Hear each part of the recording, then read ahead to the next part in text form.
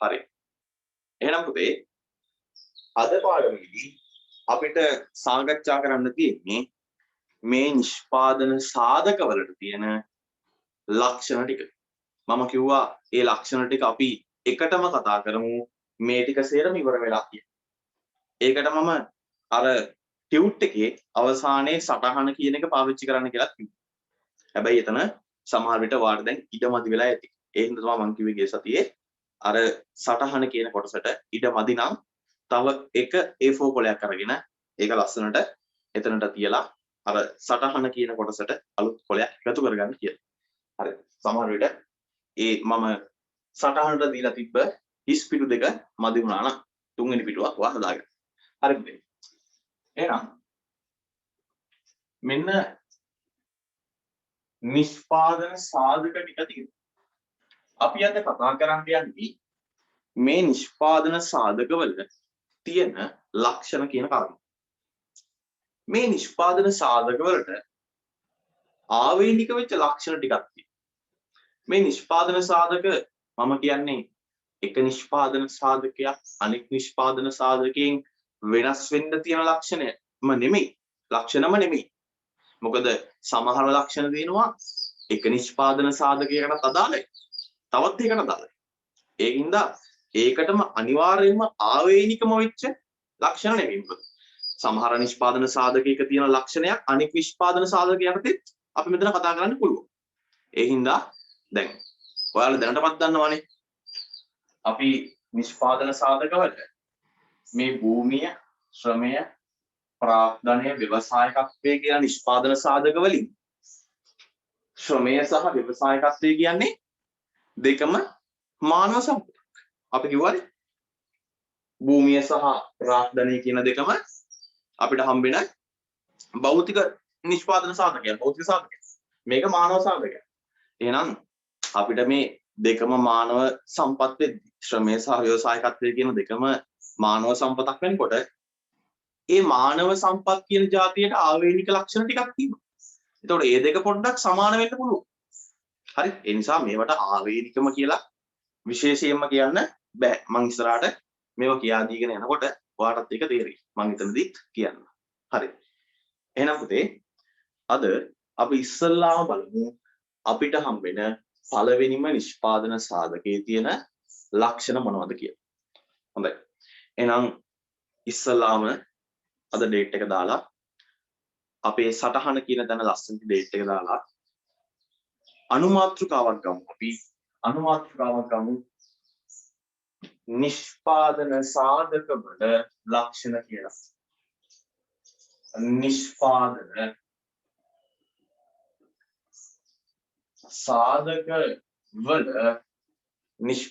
සාධක වල ලක්ෂණ අපේ අනුමාත්‍රිකාව.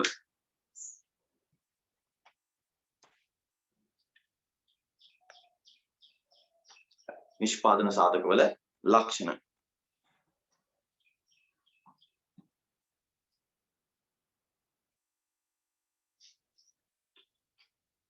හරි. මම හිතනවා අද ක්ලාස් එකේ කට්ටියම මට එව්වා කියලා මේ පරණ දවස් ටිකේ හරිනේ. ඔව්. මම මතකයි කට්ටිය මේවල තිබ්බා. එහෙනම් මේ පරණ ක්ලාස් එකේ මේ පරණ ක්ලාස් ටිකේ පරණ නෝට් ටිකට එහෙම බලාගෙන ෂෝට් නෝට් එහෙම හදාගෙන ඒ ටික මේ කතා කරලා ඉවරයි නේද? ඒ ටිකට දාලා ෂෝට් නෝට් හදාගෙන පාඩම් කරලා වැඩ කරලා ඇති කියලා මම හිතනවා. ගොඩක් කට්ටිය මට එව්වා. ඉතින් ඒ නිසා මම හිතනවා මෙන්න මේ ෂෝට් නෝට් ටිකේ වැඩ ටික ඉවර කරලා අර නෝට් හදාගන්න ඒවල වැඩ ඉවර කරලා මට කතා කරලා පාඩමේ මොනවා හරි ගැටලු තියෙනවා නම් ඒවත් ආවරණය කරගෙන මේ වෙනකොට ඉන්න ඇති කියලා. මොකද මේ වැඩ ටික එකින් එක වාගේ පිටිපස්සෙන් ගොඩ ගහගන්න එපා. දැන් අපි මේ ටියුට් එකෙත් අවසාන හරියට ඇවිල්ලා තියෙන්නේ. තව සති දෙකක් තුනක් යනකොට උපරිම 3යි. 3ක් විතර යනකොට ටියුට් එක ඉවරයි. අපි ඊළඟ ටියුට් එකට යනවා. ඉතින් ඒ නිසා සමහර වෙලාවට මේ පිටිපස්සෙන් වැඩිච්ච වැඩ ටික ඔයා පළවෙනි සති 2 3 4 කරලා ඉවරයි. හැබැයි තව සති දෙකක විතර වැඩ ඔයාගේ පිටිපස්සෙන් ගොඩ ගහලා ඇති. මේ විෂය ඉස්සරහට යන්න මේ වගේ අර මේ එක සතියක පාඩම් කරපුවා විතරක් නෙවෙයි පුතේ පාඩම් කරන්න ඕනේ. දැන් මේ සතිය අපි නිෂ්පාදන සාධක වල ලක්ෂණ කතා කරලා ඉවරුනාම ඔයා ඊළඟ සතියේදී බලාගෙන ඉන්න ඕනේ මේ ලක්ෂණය ගැන විතරක් නෙවෙයි. මේ ලක්ෂණය ගැන විතරක් නෙවෙයි බලන්න ඕනේ. අර පරණ කතා කරපු දේවල් ඔයාට මතකද අමතකද එහෙමද කියලා බලන්නත් ඕනේ. අර අපි කතා කරන අභිමතානුරූපී ප්‍රකාශ යථානුරූපී ප්‍රකාශ මොනද මතක් වෙනවා ඇති. අභිමතානුරූපී ප්‍රකාශ යථානුරූපී ප්‍රකාශ ඊට පස්සේ නොමිල සම්පත් ආර්ථික සම්පත් නොමිල භාණ්ඩ ආර්ථික භාණ්ඩ ඔය වගේ කාරණා ටිකක් අපි කතා කරා. අවශ්‍යතා කියන්නේ මොනවාද? උවමනා කියන්නේ මොනවාද? භාණ්ඩයක් කියන්නේ සේවාවක් කියන්නේ මොනවාද? ඒවා අපි කතා කරා. මේ වගේ අපි පාඩුවෙන් දැන් ඉස්සරහට යනවා. යනකොට අලුත් දැනුම අලුත් දේවල් අපේ ඔළුවට එකතු වෙද්දී පිටිපස්සෙන් තියෙන දේවල් අපිට අමතක වෙනවා. ඒ නිසා අපි කියන්නේ අර මම පාඩම් කරන්න කියන්නේ සතියකට දෙපාරක් සතියකට තුන් පාරක් අඩුම ගානේ දෙපාරක් පාඩම් කරන්න කියන්නේ. ඒ අමතක වෙන දේවල් නැවත මතක් කරගන්න ඕනේ. අර සතිය මන්ද දවස් කාලේ පාඩම් කරද්දී මේ අද කරපු ටික විතරක් නෙවෙයි ෂෝට් නෝට් එකත් අතේ තියෙනවානේ. ඒ නිසා ඒකත් නැවත බලාගෙන ආයෙ පාරක් ඔළුවට දාගෙනම පාඩම් කරන්න. නැත්තම් අර වැඩ ටික ඉස්සරහට අලුත් දැනුම ඔළුවට එකතු වෙන්න වාගේ පිටිපස්සේ තියෙන දේවල් ටිකෙන් ටික මැකෙන්න පටන් ගන්නවා. මම හිතනවා මම පහුගිය සතියකත් මම පොඩ්ඩක් ඔය කතන්දරේ කිව්වා. මේ ආයෙ පාරක් මේ පොඩ්ඩක් කිව්වේ මම ලොකු විස්තරයක් කරේ නැහැ එතන පන්තියේ. ඉතින් පුතේ මේ මම පන්තියේදී කියනවානේ අද බ්‍රහස්පතින්දා. අද රෑ නිදා ගන්න කලින් අපි අද කරපු දේවල් ටික පාඩම් කරන්න ඕනේ. ආයෙ ලබන බ්‍රහස්පතින්දා තමයි වා පන්තිය. ලබන බ්‍රහස්පතින්දා දෙන්න කලින් අතරමැද දවස් 6ක් 7ක් තියෙනවානේ. අතරමැද ඒ කියන්නේ සඳුදා හවසට අඟහරුවාදට අඩුම ගානේ අඟහරුවාද වෙන්න කලින් ආයෙ පාරක් මේ පහුගිය උගන්වපු දේවල් සේරම ටක් ගාලා මතක් කරගන්න. ඊට පස්සේ ලබන බ්‍රහස්පතින්දා පන්ති උදේ ඒ හින්දා බදාදරය නිදා ගන්න කලින් පාඩම කවර් කරගෙන පරණ දේවල් ටික ආයෙ පොඩ්ඩක් පෙරලලා ටක් ගාලා පෙරලලා බලාගෙන නිදා ගන්න. එහෙම වැඩ ටික කරන් තමයි පන්තියට එන්න ඕනේ. නැත්තම් අතරමැද ගමේ ගියා ට්‍රිප් එකක් ගිහිල්ලා ආවා. යාළුවෙක් ගෙදර ගියා. පිරිතක් තිබ්බා. එහෙම කියලා මේ වැඩ ටික පහු කරගන්න එපා. මොකද O level නෙවෙයිනේ. මං ගිය සතියේත් කිව්වා ඊට කලින් සතියේත් කියන්නේ O level නෙවෙයි. O level වල නම් මාස 3ක් ඇති හොඳටම වැඩ කරලා පාස් වෙන්න. A level වල එහෙම නෙමෙයි. මුලින් ඉඳන්ම වැඩ ටික අල්ලන් ගියොත් අගට යද්දි මුණා වේද දන්නේ නැහැ. මොන වගේ පීඩනයක් ඔළුවට වැටෙද්ද දන්නේ නැහැ. ඒ නිසා අගට යනකොට වැඩේ ලේසියෙන්ම ගොඩ දාගන්න දැන් ඉඳන්ම ගොඩ දාගෙන යන්න. හරි. එහෙනම් පුතේ යම් පළවෙනි නිෂ්පාදන සාධකයේ අනුමාත්‍රිකාව දාගත්ත අපි නිෂ්පාදන සාධකවල ලක්ෂණ කියන කරුණ. එහෙනම් පළවෙනිම නිෂ්පාදන සාධකයේ පුතේ මේක යටතේ අනුමාත්‍රිකාවක් විදිහට ගන්න. මේ යටතේ අනුමාත්‍රිකාවක් විදිහට ගන්න භූමිය කියලා. හොඳයි.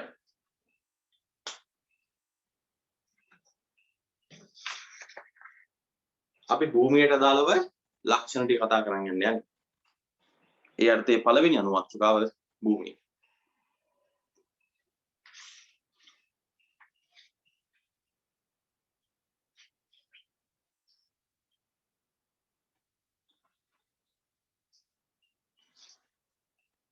හරි.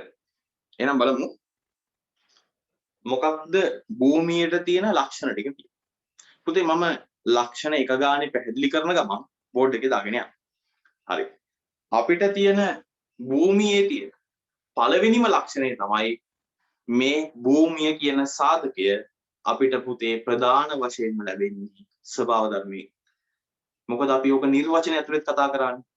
භූමිය කියන නිර්වචනය අපි කිව්වෙත් ඵලදායී නිෂ්පාදන කටයුත්තකට නැත්නම් ඵලදායී ආර්ථික කටයුත්තකට යොදා ගැනීම පිණිස ස්වභාව ධර්මයෙන් යොදා ගන්නා දේවල් ටික ස්වභාව ධර්මයෙන් ලැබෙන දේවල් ටික තමයි භූමිය කියලා කියන්නේ.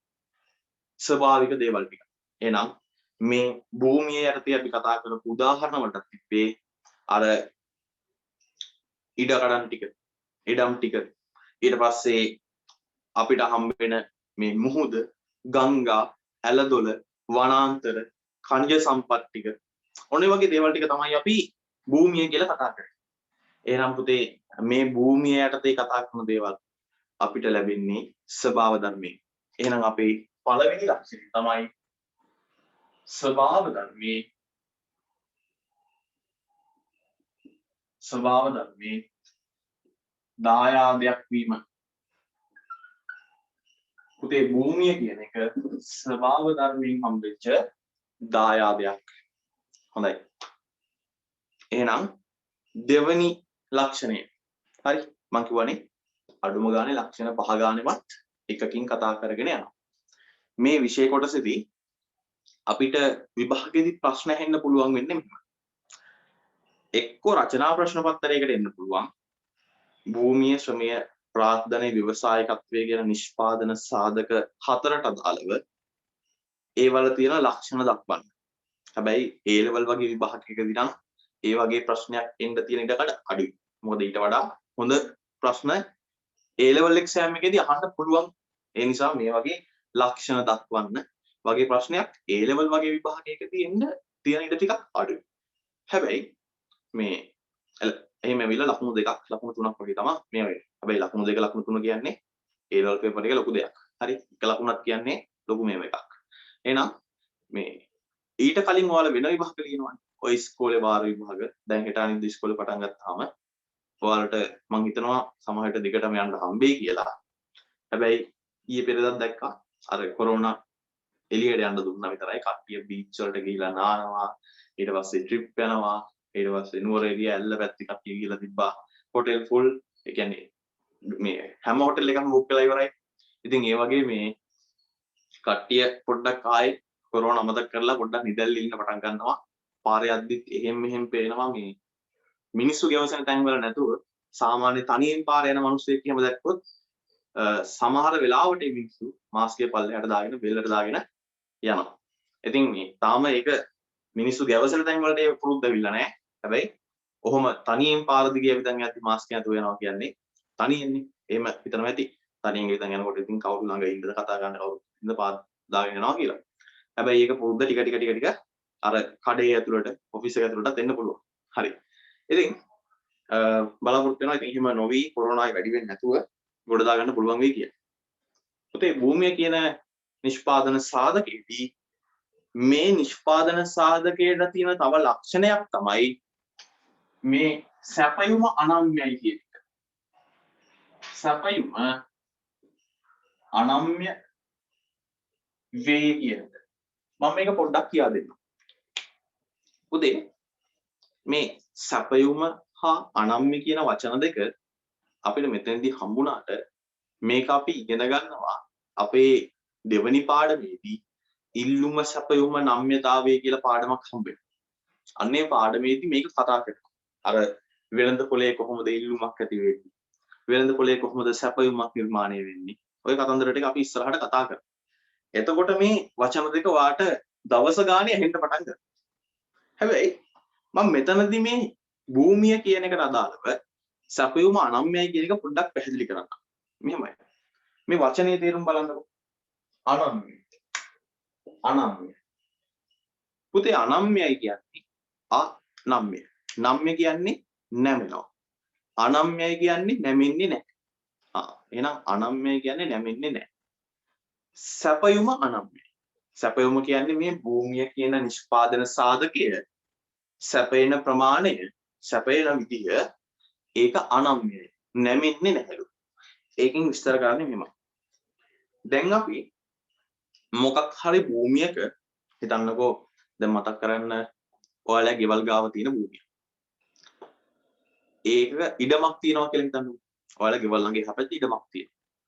ඒ ඉඩම දැන් අර කවුරුත් ඒක පාවිච්චියට ගන්නෙ නැහැ. කවුරු හරි අයිතිකාරයෙක් තියෙන ඉඩමක්. ඒක ගෙවල් මුකුත් හදලා නැහැ. නිකන් සාමාන්‍ය මේ අර තනකොළ වෙවිලා පොඩි පොඩි ගස් හැදිලා කැලෑවට ගිහිල්ලා තියෙන ඉඩමක්.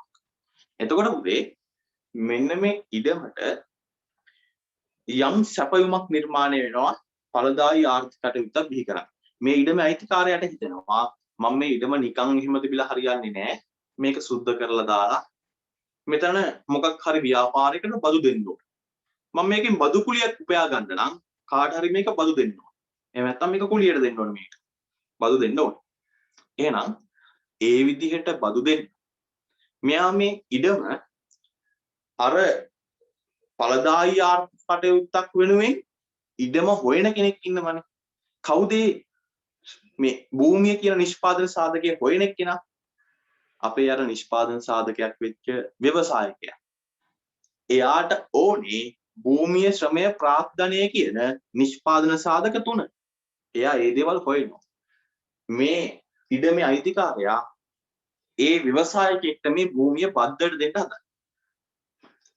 එහෙනම් මේ භූමිය කියන දේ සපයනකොට අර අක්කරයක තිබ්බ ඉඩම මේක හිතන්නකො මේ අක්කර එකක් තියෙන ඉඩම කියන මේ අක්කරයක් වටින ඉඩම අපි සපයනකොට අර ව්‍යවසායකයාට එහෙම නැත්නම් ඒක ගන්න කෙනාට අක්කරය හැමම දෙනවා. පුතේ මේ සැපයුම අනම්‍යයි කියන්නේ අපි ඕක අර ඉස්සරහා පාඩමකදී ප්‍රස්තාරයකින් පෙන්නනවා. ඒකෙදි කියනවා නිකන් මේ පැහැදිලි කිරීමට පුතා ඔයගොල්ලෝ දාගන්න. අපි මෙහෙම ප්‍රස්තාරයකින් පෙන්නනවා මේක තමයි සපේන ප්‍රමාණය. මේක තමයි සපේන මිල. හරිද? මේ බිඳුව. ඔයාලා අර O level කාලේ ප්‍රස්තාර ගෙහුවා. මේ 10 20 කියලා උඩට x අක්ෂය මේ පැත්තට y අක්ෂය මේ පැත්තට x අක්ෂය එහෙම කියලා ලකුණු කරේ. ඉතින් ඒ වගේ මේ ප්‍රස්තාරයක මේ තමයි සපේන ප්‍රමාණය මේ තමයි මිල. දැන් පුතේ මේ ඉඩම කියන කාරණාවේදී මේ ඉඩම සපේන සැපයුම අනම්‍යයි කියලා කියනවා. පුතේ නැමින්නේ නැහැ. නැමින්නේ නැහැ කියන එක තමයි අනම්‍යයි කියන එක අදහස. දැන් ඉඩම අක්කරයක්නේ. එහෙනම් මෙන්න අක්කර 1 කියන ප්‍රමාණය. මේ අක්කර 1 කියන ප්‍රමාණය සපයනකොට කවුරු හරි කෙනෙක් ඇවිල්ලා මේ ඉඩම ඉන්නව රුපියල් ලක්ෂයකට. තව කෙනෙක් ඉල්ලනවා රුපියල් ලක්ෂ 5කට. පුතේ තවත් කෙනෙක් ඉල්ලනවා රුපියල් ලක්ෂ 10කට. රුපියල් ලක්ෂ 10කට. පුතේ විවිධ මිල ගණන් යටතේ මේ ඉඩම රුපියල් ලක්ෂයකට එක්කෙනෙක් ඉල්ලනවා, තවත් කෙනෙක් ලක්ෂ 5කට ඉල්ලනවා, තවත් කෙනෙක් ලක්ෂ 10කට ඉල්ලනවා. පුතේ මෙහෙම විවිධ මිලවල් වලට මේ භූමිය කියන එක ඉල්ලනවා. දැන් මේ භූමිය අයිතිකාරයා මේ ඉඩම සපයන්න හදන්නේ. පුතේ මේ භූමිය සපයනකොට අපේ භූමිය කියන එක සපයන්න පුළුවන් විදිහ අපි මේක සපයුම් වක්‍රය කියලා කියනවා. මේ භූමිය කියන එක සපයන වක්‍රය මේ සැපයුම් වක්‍රය කියනවා. මෙන්න මේකෙන් තමයි මේ අනම්‍ය කියන වචනේ ඇවිල්ලා තියෙන්නේ. දැන් ඔයා මේ භූමිය සපයන්න හදනකොට අර ඔයාලා ගෙට එහා පැත්තේ තියෙන ඉඩම. හරි. ඔයා හිතන්නකෝ මේ ඉඩමේ අයිතිකාරය ඔයාට තමයි කිව්වේ මේකට කවුරු හරි මිනිස්සෙක් හොයලා මේ ඉඩම බදු දීලා දාන්න කියලා. දැන් ඔයා වැඩේ කරනවා. වැඩේ කරන්න හදනකොට ඔයාට හම්බෙනවා ගැණුම්කාරයෝ 3 දෙනෙක්. එක්කෙනෙක් කියනවා ලක්ෂයකට ගන්නවා කියලා, අනිත් කෙනා කියනවා 50000කට ගන්නවා කියලා, අනිත් කෙනා කියනවා ලක්ෂ 5කට ගන්නවා කියලා, අනිත් කෙනා කියනවා ලක්ෂ 10කට ගන්නවා කියලා. එතකොට පුතේ මේ ලක්ෂයක් ඉල්ලන කෙනාට, ලක්ෂ 5කට ඉල්ලන කෙනාට, ලක්ෂ 10කට ඉල්ලන කෙනාට මේ හැමෝටම ඔයාට දෙන්න තියෙන්නේ අක්කරයක් වෙච්ච මේ ඉඩම විතරයි. මේ එකම ඉඩම විතරයි මේ කෙනාට දෙන්න තියෙන්නේ. ඊට වඩා වැඩියෙන් දෙන්න බෑ. මොකද තියෙන්නේ අක්කරයයි. පුතේ භූමිය කියන සාධකය වැඩි කරවන්න බෑ.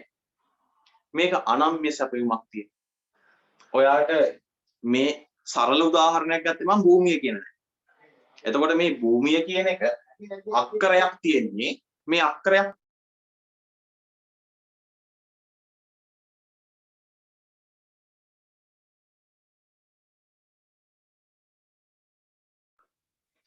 එතකොට මේ භූමිය කියන සාධකය අක්කරයක් වෙද්දී ඒක මොන මිලකට ඉල්ලුවත් පුතේ තියෙන්නේ අක්කරෙම තමයි. ඒක අන්න ඒ හින්දායි අපි කියන්නේ අනම්‍යයි කියලා. දැන් සමහර විට මේ අලුතෙන් හැදෙනව නේද මේ හයිවේ එකක්. නුවර කොළඹ හයිවේ එකක් හැදෙනවනේ. ඒක යන ඔය මීරිගම, ගිරිඋල්ල, කුරුණෑගල මේ පැත්තෙන් යන්නේ. ඉතින් ඔය හයිවේ එක හැදෙනකොට සමහර විට මේ හයිවේ එක හැදෙන හරිය ඉස්සරහින ගමක් ඒ පැත්තේ ඉඩම් මෙහෙම විකිනෙන්නේ පර්චේස් එකක් රුපියල් 80000යි 85000යි ඒ වගේ ගණන් වලට. හැබැයි පුතේ මේ හයිවේ එක හදන්න පටන් ගත්තනේ. මේක හදන්න පටන් අරගෙන ඒ ඉඩමට එහා පැත්තෙන් හයිවේ එක යනවා නම් මෙන්න හයිවේ එක හදන්න පටන් ගත්ත විතරයි. තිබුණේ අක්කරේම තමයි. හැබැයි ඒකේ ගණන් වැඩි වුණා එකපාරට. පර්චේස් එකක් 85000 කිව්ව ඉඩම දැන් කියනවා පර්චේස් එකක් ලක්ෂයයි කියලා. හේතුව ඉඩමේ වටිනාකම වැඩි වුණා. හැබැයි ඉඩම ලොකු වුණාද? අක්කරේ කියන එක වැඩි වුණාද? නැහැ. ඉඩමේ වටිනාකම වැඩි වුණා. හැබැයි තිබුණේ අක්කරේම තමයි. එහෙනම් පුතේ මෙන්න අනම්‍ය සැපයුමක් කියන එකේ අදහස් තමයි සැපයුම වෙනස් වෙන්නේ නැහැ. මොන මිලකට මිලදී ගන්න හැදුවත් අර ඉඩම 85000කට ගත්තත් අර හයිවේ එක ගාවින් යන ඉඩම 85000කට පර්චේස් එකක් ගත්තත් පර්චේස් එකක් රුපියල් ලක්ෂ ගානේ ගත්තත් පුතේ ඉඩම තියන්නේ අක්කරයමයි. ප්‍රමාණය වෙනස් වෙන්නේ නැහැ. විවිධ මිල ගණන් වලට අලෙවි වෙන්න පුළුවන්. ප්‍රමාණය වෙනස් වෙන්නේ නැහැ. එහෙනම් පුතේ ඕකට තමයි කියන්නේ අපි අනම්‍ය සැපයුමක් තියෙනවා කියන එක. මම හිතනවා ඔයාලට හොඳට පැහැදිලි වෙන්න ඇති කියලා. හරි. ගැටලුවක් තියෙනවා නම් chat box එකේ දිනවා message එකක් දාන්න. උත්තරේ දෙන්න. හරි පුතේ. එහෙනම් තුන්වෙනි ලක්ෂණය. පුතේ මෙන්න මේ ඉඩම එහෙම නැත්නම් භූමිය කියන සාධකේ අපිට පුළුවන් ඵලදායීතාවය වැඩි කරන්න පුළුවන්. වර්ධනය කළ හැක. එහෙම නැත්නම් ඵලදායීතාවය වර්ධනය කරන්න පුළුවන්.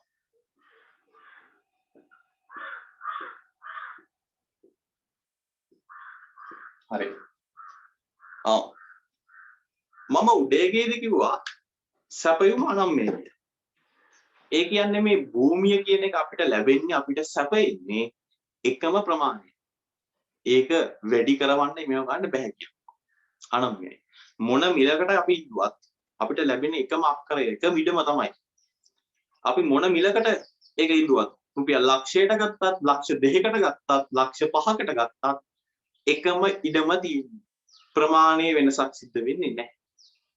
නමුත් පුතේ මෙන්න මෙතන තියෙනවා ඵලදායීතාවය වර්ධනය කරන්න පුළුවන් කියලා. පුතේ මේ අදහස් දෙකක් තියෙනවා.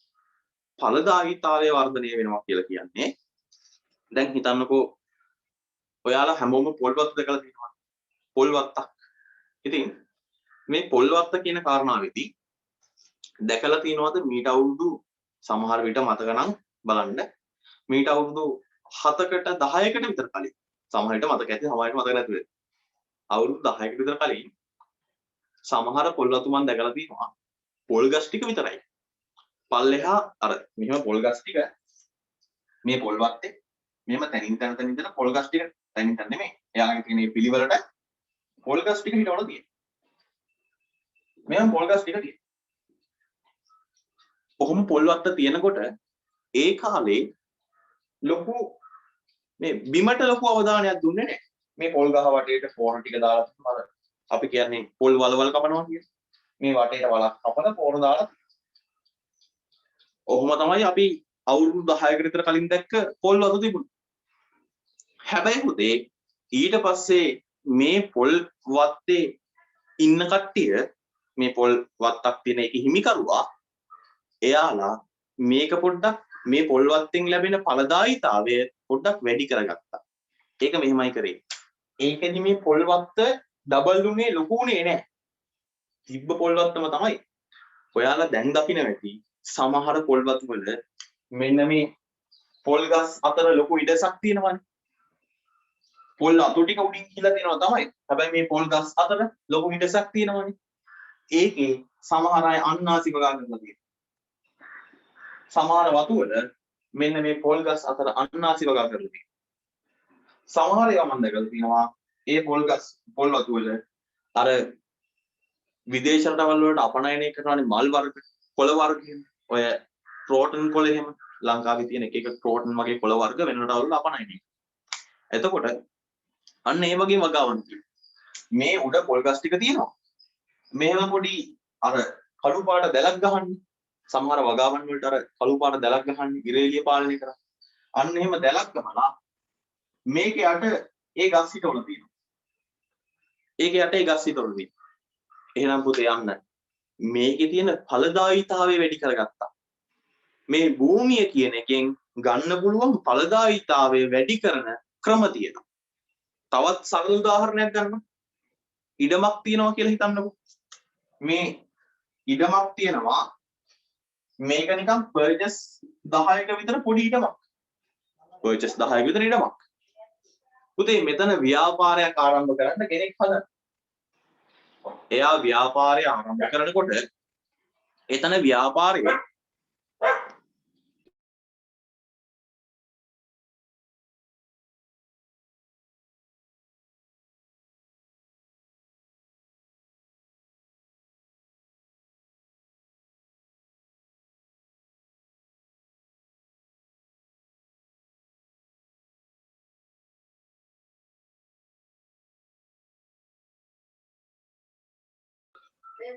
හරි.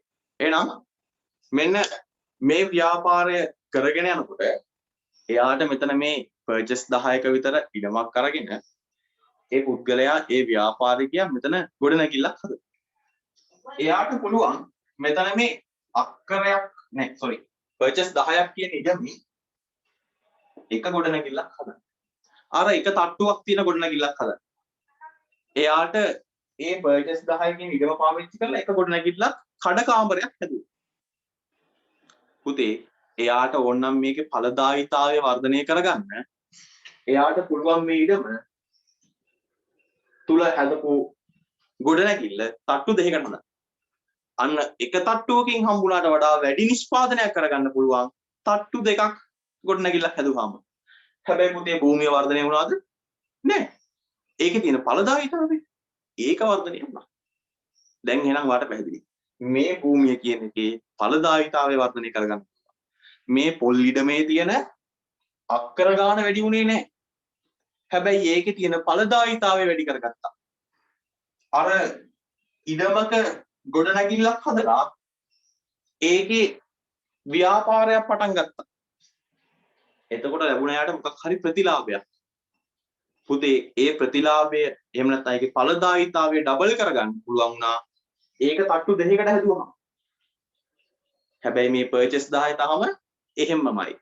භූමිය එහෙම්මම තියෙද්දි ඒකේ ඵලදායීතාවය වර්ධනය කරගන්න පුළුවන්. හොඳයි.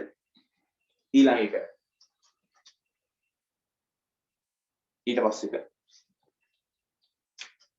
4.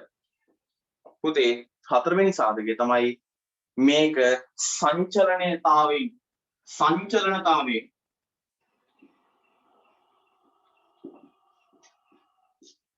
යුක්ත නොවීම.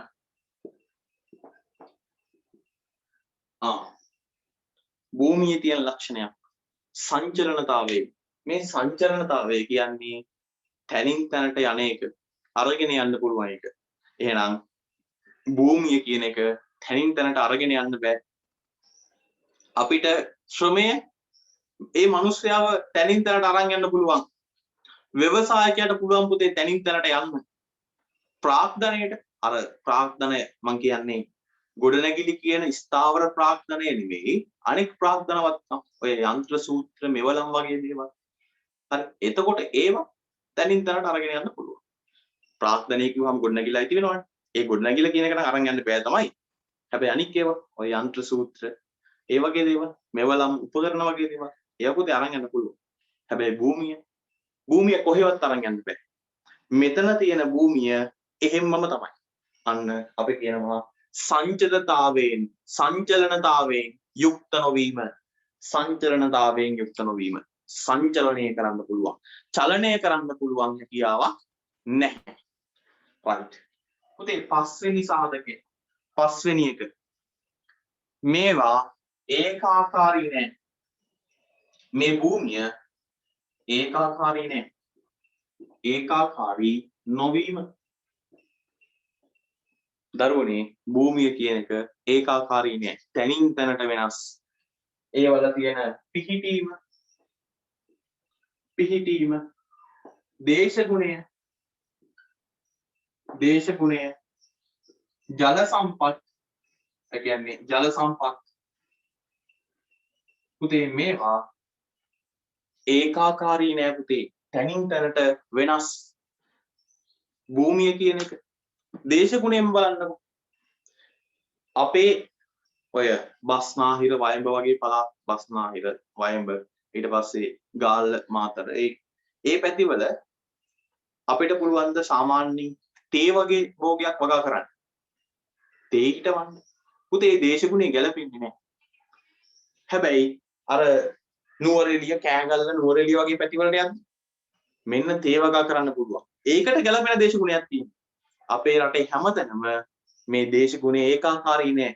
භූමිය කියන සාධකය වෙනස් ප්‍රදේශයෙන් ප්‍රදේශයට වෙනස් වෙනවා. ඒකාකාරී නෑ. ඔයාලගේ තව සරලම උදාහරණයක් ගත්තොත් එහෙම ඔය කොහේ හරි ගමක් ඇතුළට ගිහිල්ලා ප්‍රධාන මේන් ටවුන් එකකින් නැත්නම් ගෙවල් ගාව තියෙන ටවුන් එකකින් කිලෝමීටර් 6ක් විතර ඇතුළට යනවා.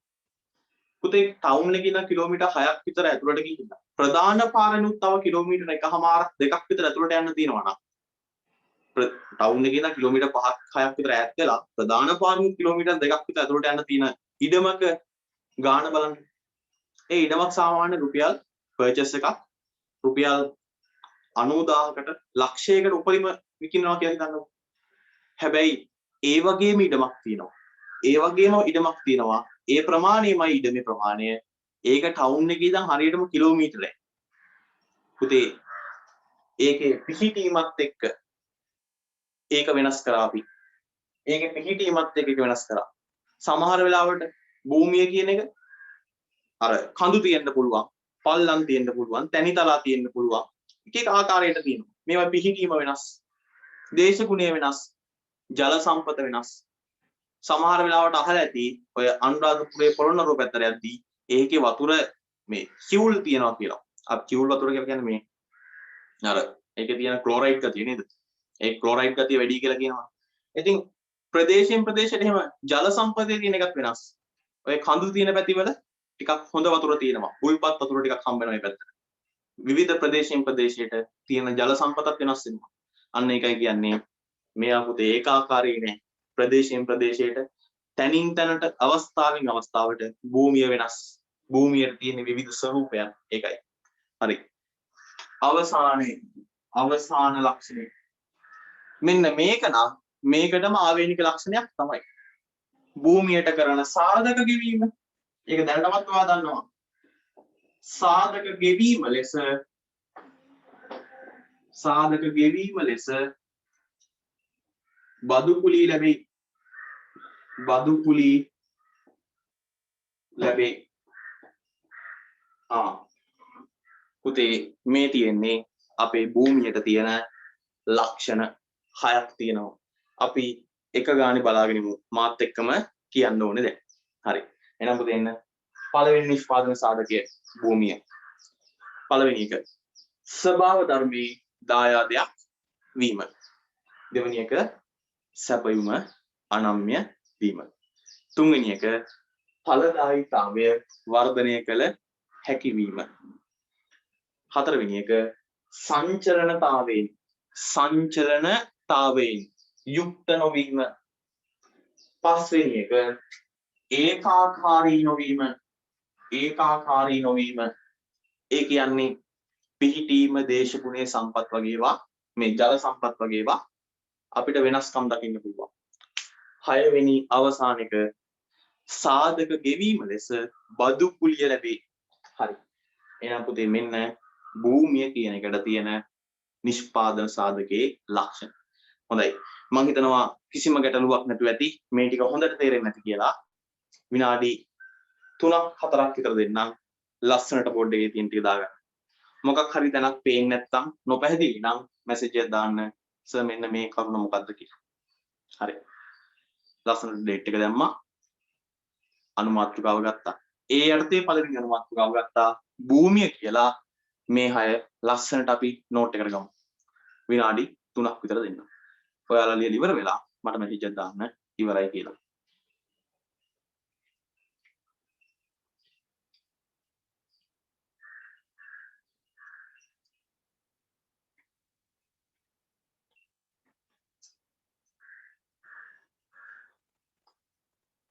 පුතේ මේ කියා දීගෙන යනකොට මොකක් හරි එකක් තේරෙන්නේ නැතුව තිබ්බොත් එහෙම ටක් ගාලා ඒ වෙලාවේ මැසේජ් එකක් දාන්නවට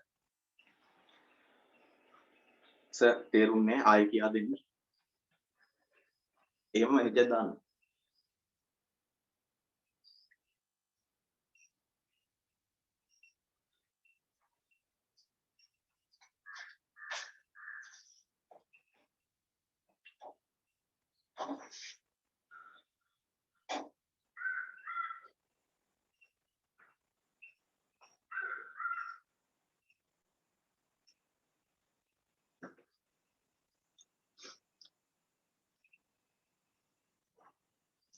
සටහන දාගෙන ඉවර වුණාම මැසේජ් එකක් දාන්න පුතේ ඉවරයි කියලා.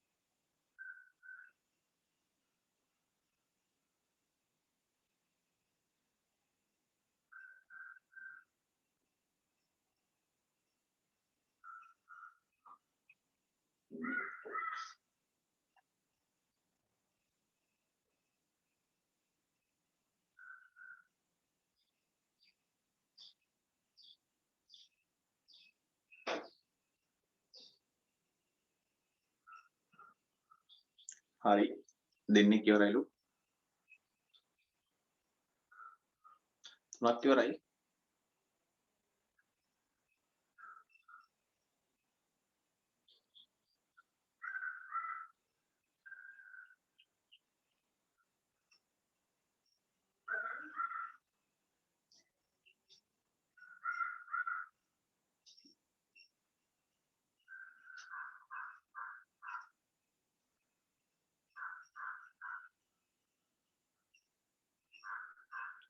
හරි අනික අය ඉවරයි නම් මැසේජ් දාන්න.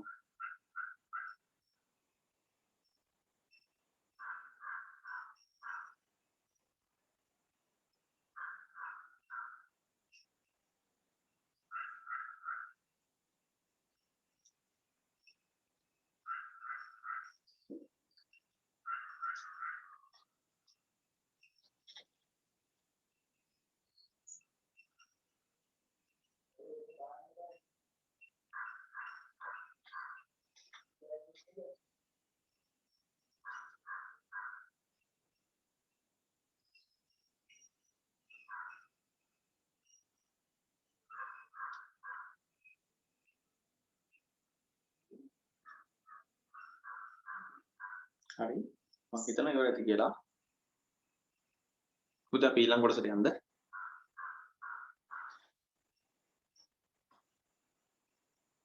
හරි එහෙනම් මම ඉස්සරහට එනවා.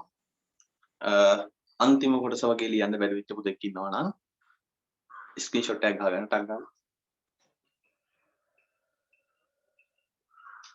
හරි රයිට්. එහෙනම් අපි කතා කරමු අපේ තියෙන දෙවනි නිෂ්පාදන සාධකයට අදාළ ලක්ෂණ ටික. හොඳයි. හරි මම අවසරය දෙනවා. එහෙනම් පුතේ මේක මම ගන්නවා.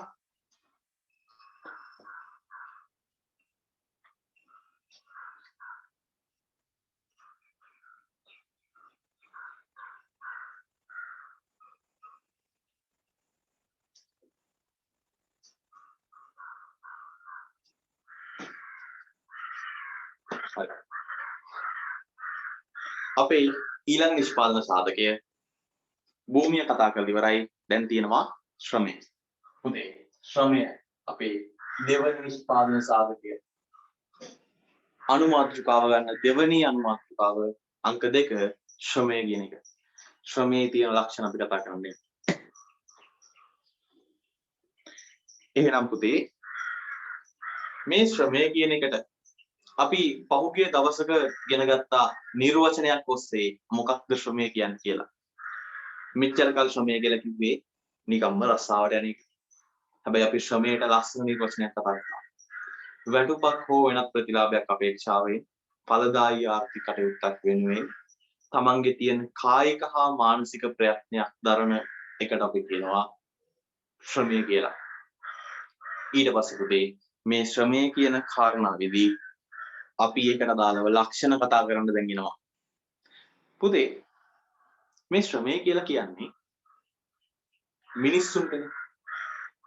අපිට ශ්‍රමය කියන එක හම්බෙන්නේ නැහැ මේ ගස්වැල් වලින්, ගොඩනැගිලි වලින්. එහෙම දේවල් වලින් මේ ශ්‍රමය කියන එක අපිට හම්බෙන්නේ නැහැ. අපිට ශ්‍රමය කියන දේ ලැබෙන්නේ මිනිස්සුන්.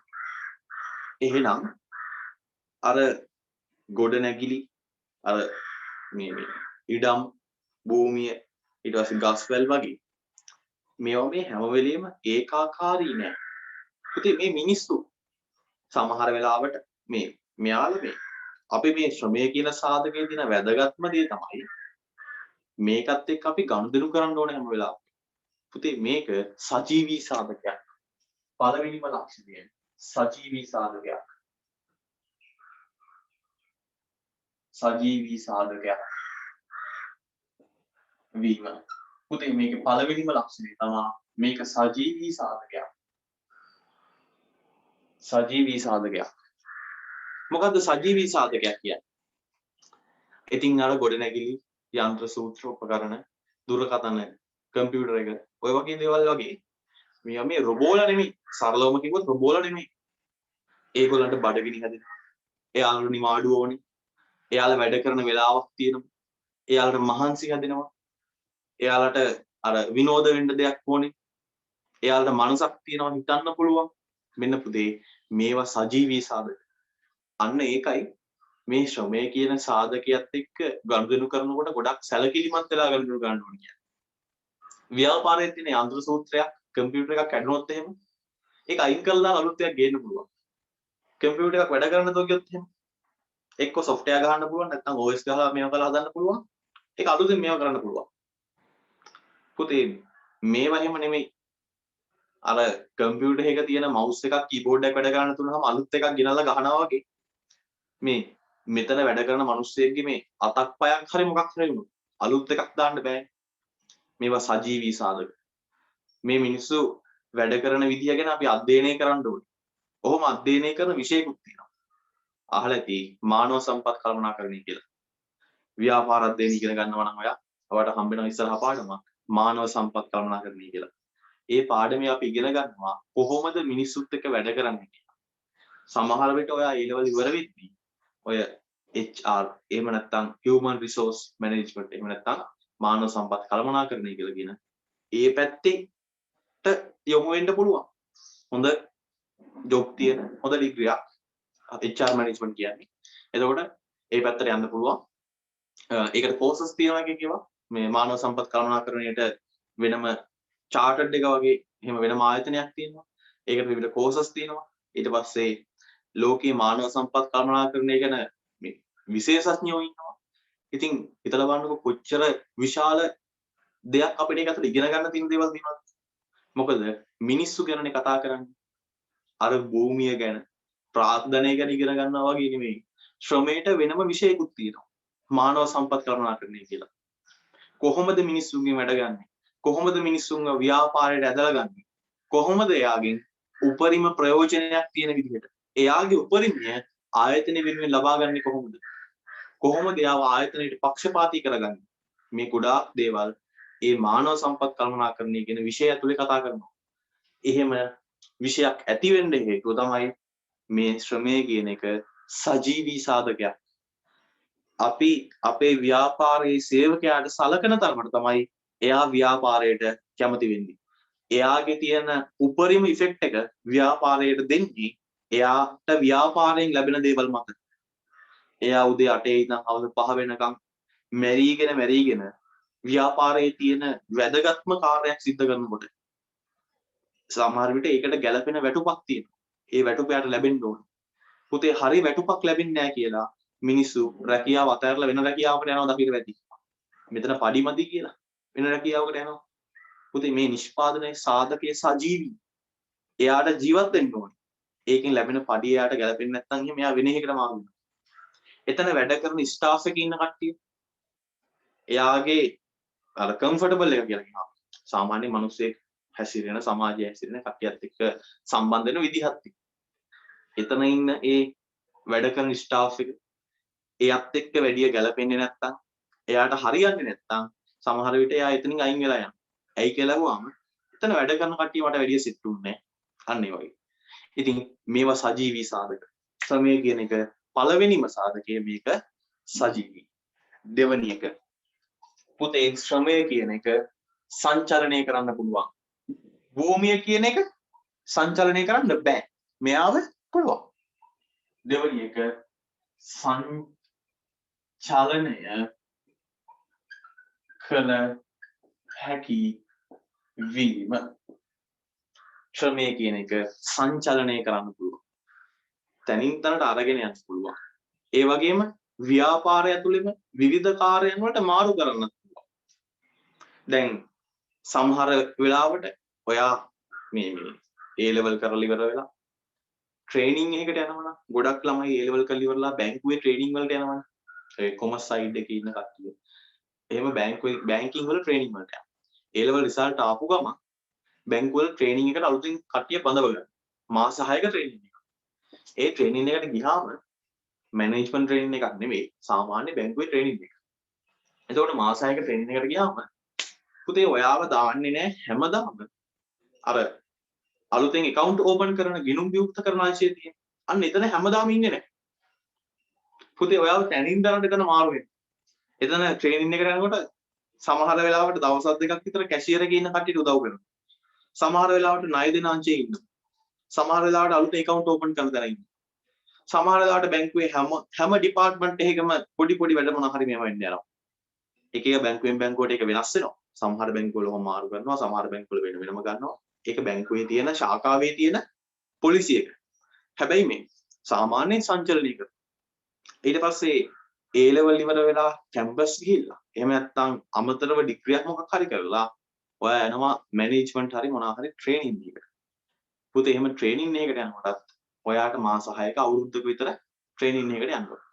ඒ ට්‍රේනින් එකට යද්දි ඔයා ඒ යන ඩිපාර්ට්මන්ට් එකේ ඒ විවිධ අංශවලට ඔයාව මාරු කර මැනේජ්මන්ට් ට්‍රේනින් නම් ඒ මැනේජ්මන්ට් යන්නේ මොකක් හරි දන්නකො ෆයිනෑන්ස් මැනේජ්මන්ට් එකට මොකක් හරි කියලා.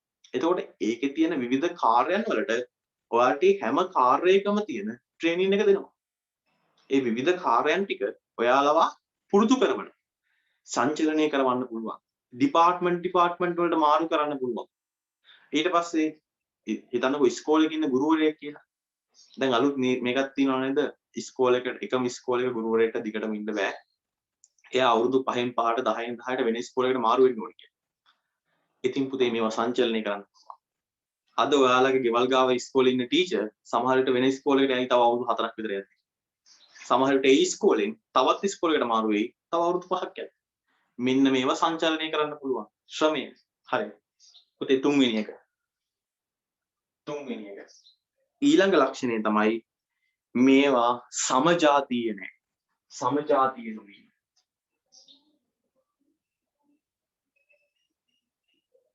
සමජාතීය වෙනස්.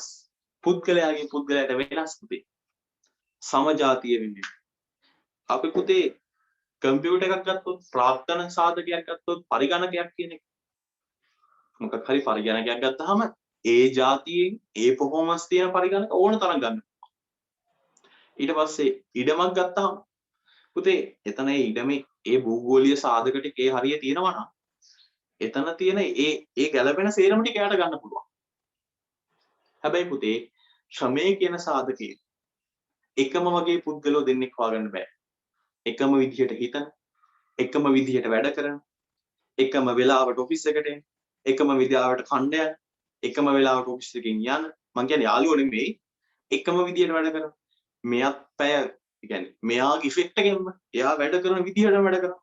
එයාගේ මොළේම තියෙන, එයාගේ දැනුමම තියෙන, එයාගේ අත්දැකීම් ටික හරියටම තියෙන. එහෙම කෙනෙක් නැහැ. එයා හිතන විදිහටම හිතන කෙනෙක් නැහැ. වෙනස්. පුද්ගලයෝ කියන එක සමජාතීය නැහැ. පුද්ගලයාගෙන් පුද්ගලයාට මේ ලෝකේ හැම කෙනෙක්ම වෙනස්. ගැළපෙන දැන් තියෙනවා. අර ඔයා කියන්නේ සමහර කට්ටිය හම්බෙන්නේ අර යාළුවා හම්බුනම කියන්නේ මම හිතන විදිහටම හිතන තව යාළුවෙක් හම්බ වෙනවා. ඒ මිනිසුත් එක්ක අපි ගොඩක් සම්බන්ධ වෙනවා, ක්ලෝස් වෙනවානේ. අර අපිට තියෙන මානසිකත්වයම තමයි යාළුවෝ තියෙන්නේ. සමහරලාට කියන්නේ අර එකට ඉන්න යාළුවෝ හැමෝටම මොංගල් කියලා. හරි.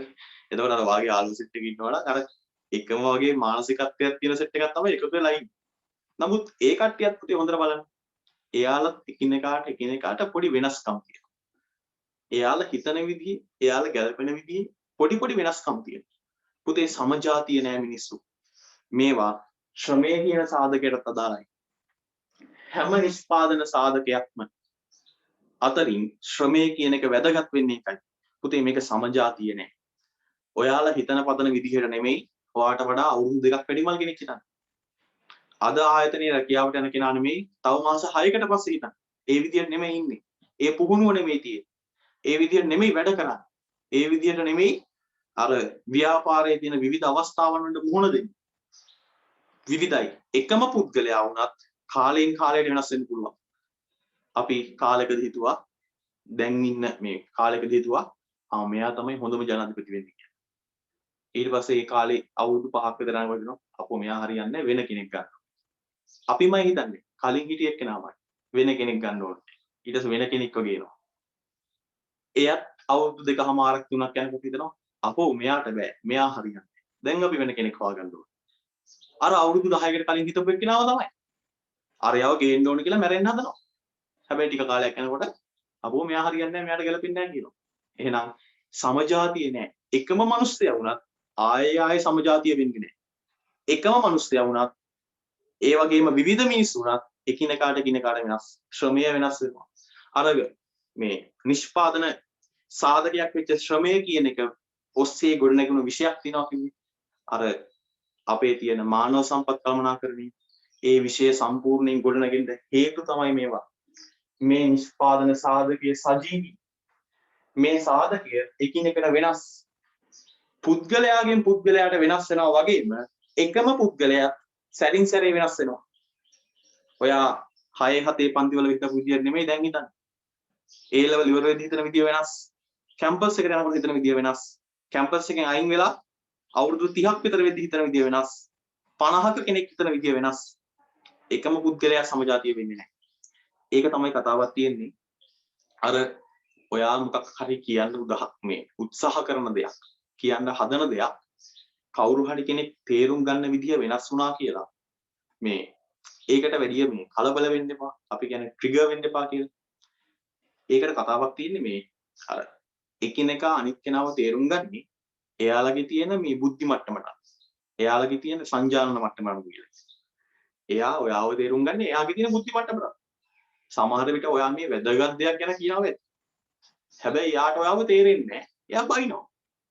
ඔයා කියන්නේ බයින්ඩ් ඕන දෙයක් නෙමෙයි. සමහරට මේ ලොකු වැදගත් කතාවක් ඔයා කියන්නේ. පොඩ්ඩක් හොඳට හිතලා බැලුවොත් එහෙම ඒක වැදගත් දෙයක් වෙන්න ඇති. යමක් ගන්න දෙයක් තියෙනවා ඇති. හැබැයි එක මිනිස්සෙක් ඒ කතාවට බයිනවා. පුතේ එයා ඔයාව තේරුම් ගන්නත් තියෙන්නේ එයාගේ තියෙන බුද්ධි මට්ටම නම. ඔයාගේ බුද්ධි මට්ටමයි එයාගේ බුද්ධි මට්ටමයි ගැලපෙන්නේ. එහෙමයි කියලා. ඔයා අවුල් ගන්න ඕනේ. ඔයා කියන දේ කියන්න. එයා බයිනවා නම් බනි. බයිනකොට හිතන්න. මම කියන මේ අදහස එයාට තේරිලා නැහැ. හරි. එහෙනම් සමජාතිය නැති හින්දා තමයි ඔය ප්‍රශ්නේ. එහෙනම් පුතේ ශ්‍රමයේ කියන එකේ තියෙන ඊළඟ ලක්ෂණය සමජාතිය නොවීම. හතරවෙනි එක. පුතේ හතරවෙනි ලක්ෂණය. ඒක තමයි මේවා තීරණ ගැනීමට හා සංවිධානය වෙන්න පුළුවන්. මේකට තීරණ ගැනීමට හා සංවිධානය වීමට හැක. පුතේ තීරණ ගන්නයි සංවිධානය වෙන්න පුළුවන්. අහලා තියෙනව නේද මේ දවස්වල ලොකු කතාවක් යනවනේ සමස්ත ලංකා ගුරු සංගම් කියලා. ඇයි එහෙම ගුරු සංගම් හැදෙන්නේ?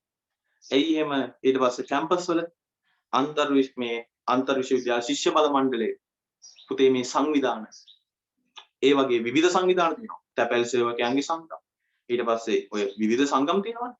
එතකොට පෞද්ගලික ව්‍යාපාරයක් ගත්තා. ඒ ව්‍යාපාරය ඇතුලේ සේවකයන්ගේ සංගම් තියෙන්න පුළුවන්. ඇයි? පුතේ මෙයාලගේ පළවෙනි සාධකය සජීවීනේ. මෙයාලට හිතන්න පුළුවන්. ඒ වගේම මෙයාලට තීරණ ගන්න පුළුවන්. ව්‍යාපාරයේ ආයතනයේ සේවකයන්ට ලැබෙන පඩිය අඩුයි නම් මාසයක් දෙකක් තිස්සේ පඩි හම්බෙලා නැත්තම් හිම එයාට තීරණ ගන්න පුළුවන්. අපි මේ ව්‍යාපාරයේ අයින් වෙනවා. අපි මේ රස්සාව දාලා වෙන රස්සාවකට යනවා. මාස දෙකක් තිස්සේ පඩි දුන්නේ නැහැ. අපි යනවා වෙන රස්සාවකට. තීරණ ගන්න පුළුවන්. සමස්ත ලංකා ගුරු සංගමයනේ මට නම් මතක විදියට. ඉතින් ඒගොල්ලෝ මේ දවස්වල මේවා කරන්නේ පඩියේ විෂමතාවයන් තියෙනවා කියලා. වැටුප් විෂමතාව තියෙනවා. පුතේ අන්න සිදුවීම තමයි වැටුප් විෂමතාවය. තීරණය කරා අපි අර උගන්නන එකෙන් අයින් වෙනවා කියලා. මම දන්නේ ඒක සාධාරණයිද නැද්ද කියලා. සමහර ළමයි මේ පාර කරන කට්ටිය මේ ඒ කියන්නේ ළමයිගේ පැත්තෙන් ඒක මට ගුරුවරුන්ගේ පැත්තෙන් මේකුත් තියෙනවා ළමයිගේ පැත්තෙනුත් තියෙනවා. ඉතින් මේ පාර කරන සමහර ළමයි කියනවා ඉතින් අර ඉස්කෝලේ ටීචර් හොඳට උගන්නගෙන මේව කරගෙන ආවා. හැබැයි දැන් මොකක් හරි මේ පේපර් එකක් කරනකොට හරි මොකක් හරි ප්‍රශ්නයක් ආවත් ටීචර්ට මැසේජ් එකක් දාලා අහනකොට ඉස්සර ටීචර් රිප්ලයි කරා ඔය වර්ජනය පටන් ගත්ත දවසින් පස්සේ ටීචර් මැසේජ් එක සීන් කරනවා විතරයි රිප්ලයි වත් කරන්නේ නැහැ කියලා. මම දන්නේ මම මේ ඒකට ප්‍රකාශයක් කරන්න විදිහක් නෑ. මොකද ගුරුවරයෙක් කියලා කියන්න පැත්තෙන් එහෙම එක පැත්තක් බලන පැත්තක් තියෙනවා.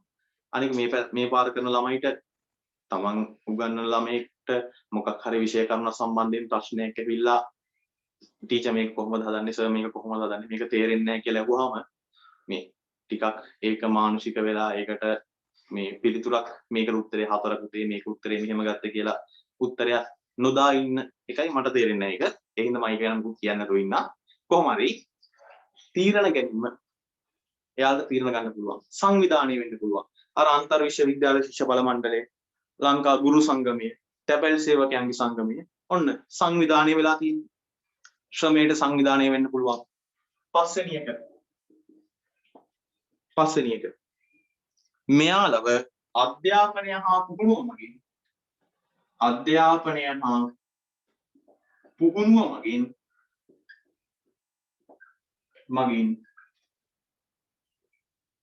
සංවර්ධනය කළ හැක. අධ්‍යාපනය සහ පුහුණුව මගින් සංවර්ධනය කරන්න පුළුවන්. හරිනේ. මේ වෙන්නේ ඒකනේ. ශ්‍රමය කියන සාධකේ වයස අවුරුදු 15ට වඩා වැඩි දැන් ඔයාට. ඔයා රටේ ඉන්න සක්‍රීය ජනගහනයේ ඉන්නවා. ඊට පස්සේ ඔයා දැන් A level ඉවර වෙලා ආයෙ රස්සාවකට යන්න ඕනේ. එහෙනම් රස්සාවකට යනකොට O level ඉවර වෙච්ච කෙනෙක් රස්සාවකට යනවා වගේ නෙවෙයි. A level හොඳට පාස් වෙච්ච කෙනෙක් යනකොට පුතේ මේ අධ්‍යාපනය මගින් සංවර්ධනය වුණා. A level කරපු අය කැම්පස් එකට සිලෙක්ට් වෙනවා. කැම්පස් යන්න මාස 10ක් මාස 12ක් වගේ කාලයක් ගෙදරට වෙලා ඉන්නවා. මේ අද කැම්පස් සිලෙක්ට් වුණා කියලා රිසල්ට් ඇවිල්ලා මාසෙකට පස්සේ කැම්පස් ගන්නෙ නැහැ. සාමාන්‍යයෙන් අවුරුද්දක් විතර කාලයක් යනවා. රිසල්ට් ඇවිල්ලා අවුරුද්දකට විතර පස්සේ තමයි කැම්පස් එකට ගන්න. ඉතින් එහෙම අවුරුද්දක් විතර කාලයක් ඉන්නකොට ඒ අතරේ තමයි අය ගොඩක් කට්ටිය එක ට්‍රේනින් වලට යන්නේ. පුතේ යන්න පුහුණු වෙනවා. ඔයා A level ඉවර වෙලා ට්‍රේනින් එකකට යනවා. පුහුණු වෙනවා. එතකොට අධ්‍යාපනයේ සහ පුහුණුව මගින් අර ශ්‍රමය කියන සාධකයේ සංවර්ධනය කරන අපි ඕක තමයි කිව්වේ අර මානව ප්‍රාග්ධනය කියලා. පුතේ මානව ප්‍රාග්ධනය කියන කාරණාව මේ ශ්‍රමයත් එක්ක සම්බන්ධ කරාම අපිට පුළුවන් මේ ශ්‍රමය වර්ධනය කරන්න, සංවර්ධනය කරන්න. හරි. ඊළඟ පුතේ මේ ශ්‍රමය කියන සාධකය වෙනුවෙන් ඔයා දැනටමත් දන්නවා මේ ශ්‍රමය කියන එක වෙනුවෙන් කරන සාධක ගෙවීම. ශ්‍රමයට කරන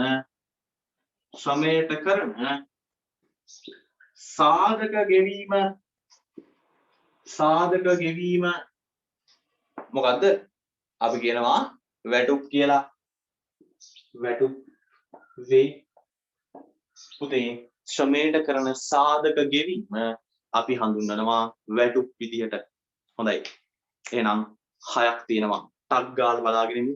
මම හිතනවා මේක කිසිම ගැටලුවක් නැතුව ඉතින් දැන් කියලා. එක ගානේ මාත් එක්කම කියමු. පළවෙනි සාධකය මේක සජීවී සාධකයක්. දෙවෙනි එක සංචලනය කරන්න පුළුවන්. තුන්වෙනි එක සමජාතීය නැහැ. සමජාතීය නොවීම. හතරවෙනි එක තීරණ ගැනීම හා සංවිධානය වීමට හැක.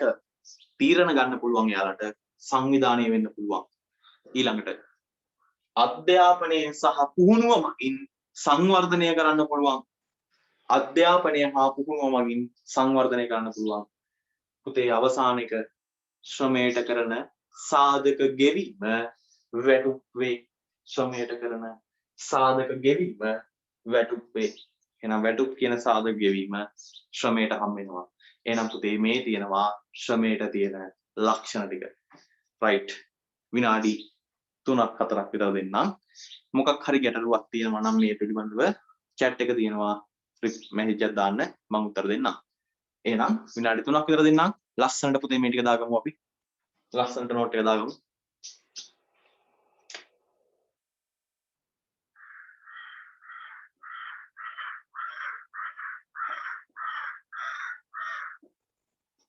හරි.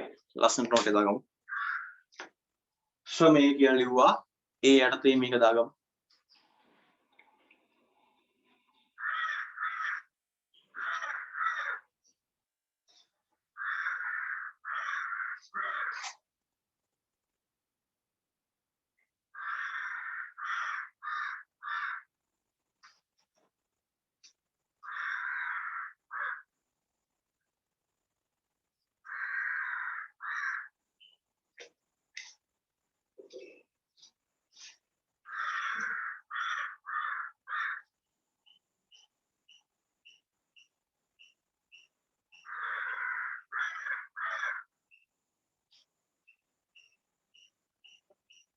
පුතේ ලියලා ඉවරලාම මැසේජ් එකක් දාන්න. ඉවරයි කියලා.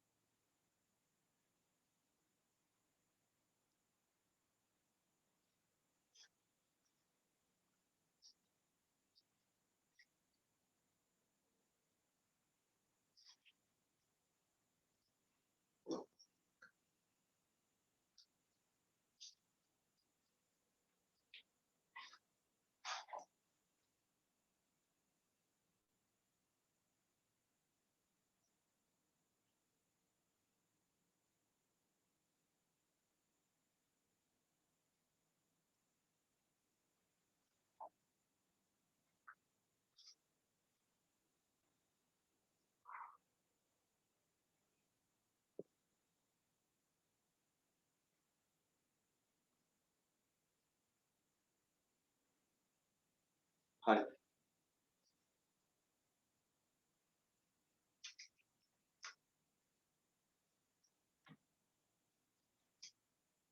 දෙන්නේ ඉවරයි.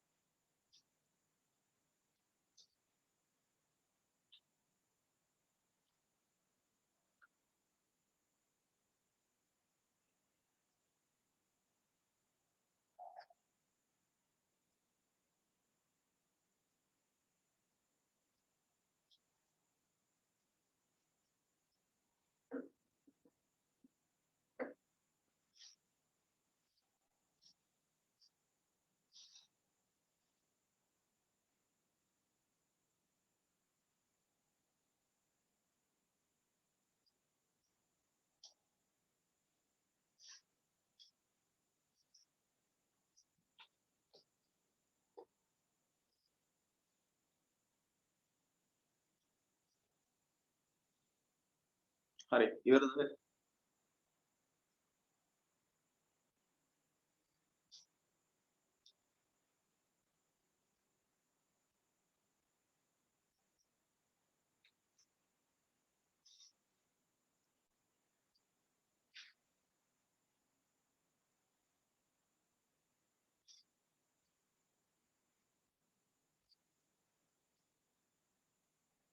හරි. එහෙනම් මම හිතනවා දුන්න කාලේ ඇති කියලා. මම ඉස්සරහට එන්නම්. අන්තිම කොටස ලියන්න බැරි වෙච්ච පුතේ කියනවා නම් ටක් ගාලා ස්ක්‍රීන්ෂොට් එකක් ගන්න. හරි. එහෙනම් අපි යමු ඊළඟ නිෂ්පාදන සාධකයට. පුතේ තුන්වෙනි නිෂ්පාදන සාධකේ දාගන්න ප්‍රාග්ධනය. තුන්වෙනි නිෂ්පාදන සාධකේ දාගන්න ප්‍රාග්ධනය කියලා. හොඳයි.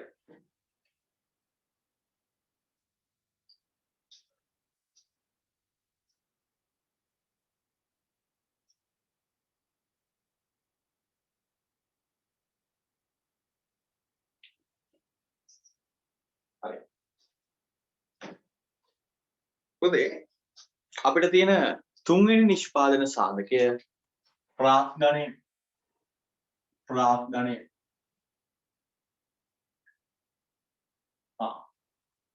දැන් කතා කරන්න යන්නේ ප්‍රාග්ධනයේ තියෙන ලක්ෂණ ගැන.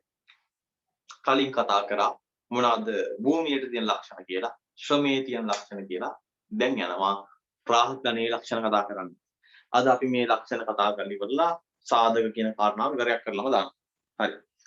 එහෙනම් මේ ප්‍රාග්ධනය කියන එකේ පළවෙනි ලක්ෂණය තමයි අපි ප්‍රාග්ධනයේ නිර්වචනයක් කතා කරද්දී අපි කියනවා ඵලදායී ආර්ථික කටයුත්තකට යොදා ගැනීම පිණිස මිනිසා විසින් උපදවා භාවිතා කරන භාවිතයත් සමග ශේවීමකට ලක්වන මෙවලම් යන්ත්‍ර සූත්‍ර උපකරණ වගේ දේවල් වලට ප්‍රාග්ධනය කියලා.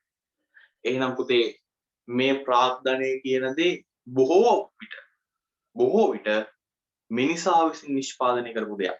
එහෙනම් මේක කියන පළවෙනි ලක්ෂණය තමයි බොහෝ විට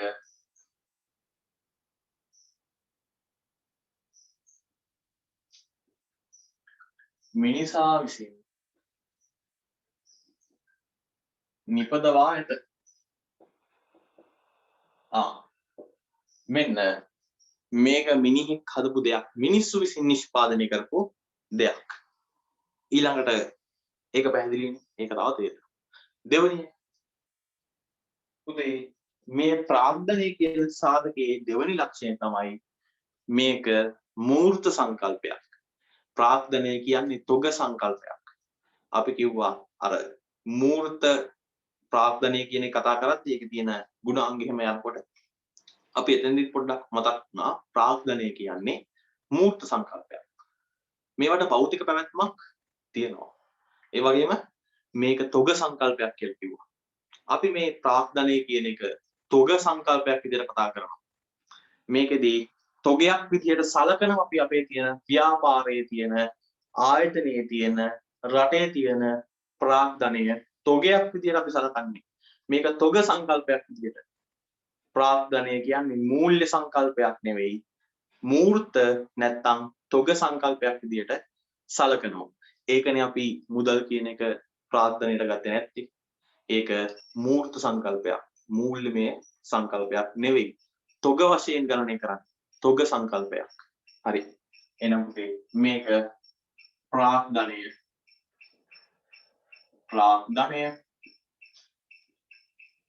මූර්ත සංකල්පයකි. ඒ කියන්නේ එය තොග සංකල්පයක් මේක තොග සංකල්පයක්. මේව තොගයක් විදිහට ගණනය කරන්නේ. ව්‍යාපාරයේ කාර්ක ප්‍රාග්ධනයේ මෙච්චරක් තියෙනවා. ව්‍යාපාරයේ ගොඩනැගිලි මෙච්චරක් තියෙනවා. යන්ත්‍ර සූත්‍ර මෙච්චරයි. වාහන මෙච්චරයි. අන්න තොග සංකල්පයක් විදිහට ගණනය කරනවා. හරි. ඊළඟට පුතේ මේ ප්‍රාග්ධනය කියන එක පුතේ ප්‍රාග්ධනයට දාලව ඵලදායීතාවයක් තියෙනවා. අපි ඉස්සරහට කතා කරමු මොකක්ද ඵලදායීතාවය කියන්නේ කියලා. වචනේ දැනටමත් තේරුම යම් ප්‍රමාණයකට ඔයා දන්නවනේ. ඵලදායීතාවයෙන් යුක්තයි. ඵලදායීතාවයෙන් යුක්ත වීම. පුතේ ප්‍රාර්ථනය කියන සාධකයට තියෙනවා ඵලදායීතාවය. මම සරලවම පොඩ්ඩක් කියන්නම්. හිතන්න අර ව්‍යාපාරයක ඉන්නවා කවුරු හරි මේව කරන කෙනෙක් කියනවා. ගොවියෙක් ඉන්නවා. මේ ගොවියට ඒ කුඹුරට තෙල් ලියන්න ඕන. එතකොට මේ ගොවියා කුඹුරට තෙල් ලියනකොට අපේ ලංකාව වගේ රටවල් වල ඔයා දැකලා තියෙනවානේ. එයා අර පිටේ ලොකු ටැංකියක් බැඳගෙන එක අතකින් අර ඒවා ඉහන බටේ අරගෙන අනිත් අතෙන් අර මෙහෙම ප්‍රෙස් කරන මේක කරා එයා එක ප්‍රෙස් කරනකොට අර ඇතුලේ තියෙන ටැංකියේ තියෙන කුමිනාශක ටික ඒක විහිදිලා ගිහිල්ලා සම්පූර්ණ කුඹුරටම යන්න. ඔහොම කුඹුරට තෙල් ලියනවා ඔයාලා දැකලා තමයි. දැකලා තියෙන්න ඕනේ. හරි. ඉතින් ඒ විදිහට එයා ඒක ක්‍රියාත්මක ඒ වැඩේ කරගෙන යනවා. එතකොට එතන භාවිතා වෙන ප්‍රාර්ථනාවත්කම තමයි අර තෙල් ටැංකිය කියලා කියන්නේ.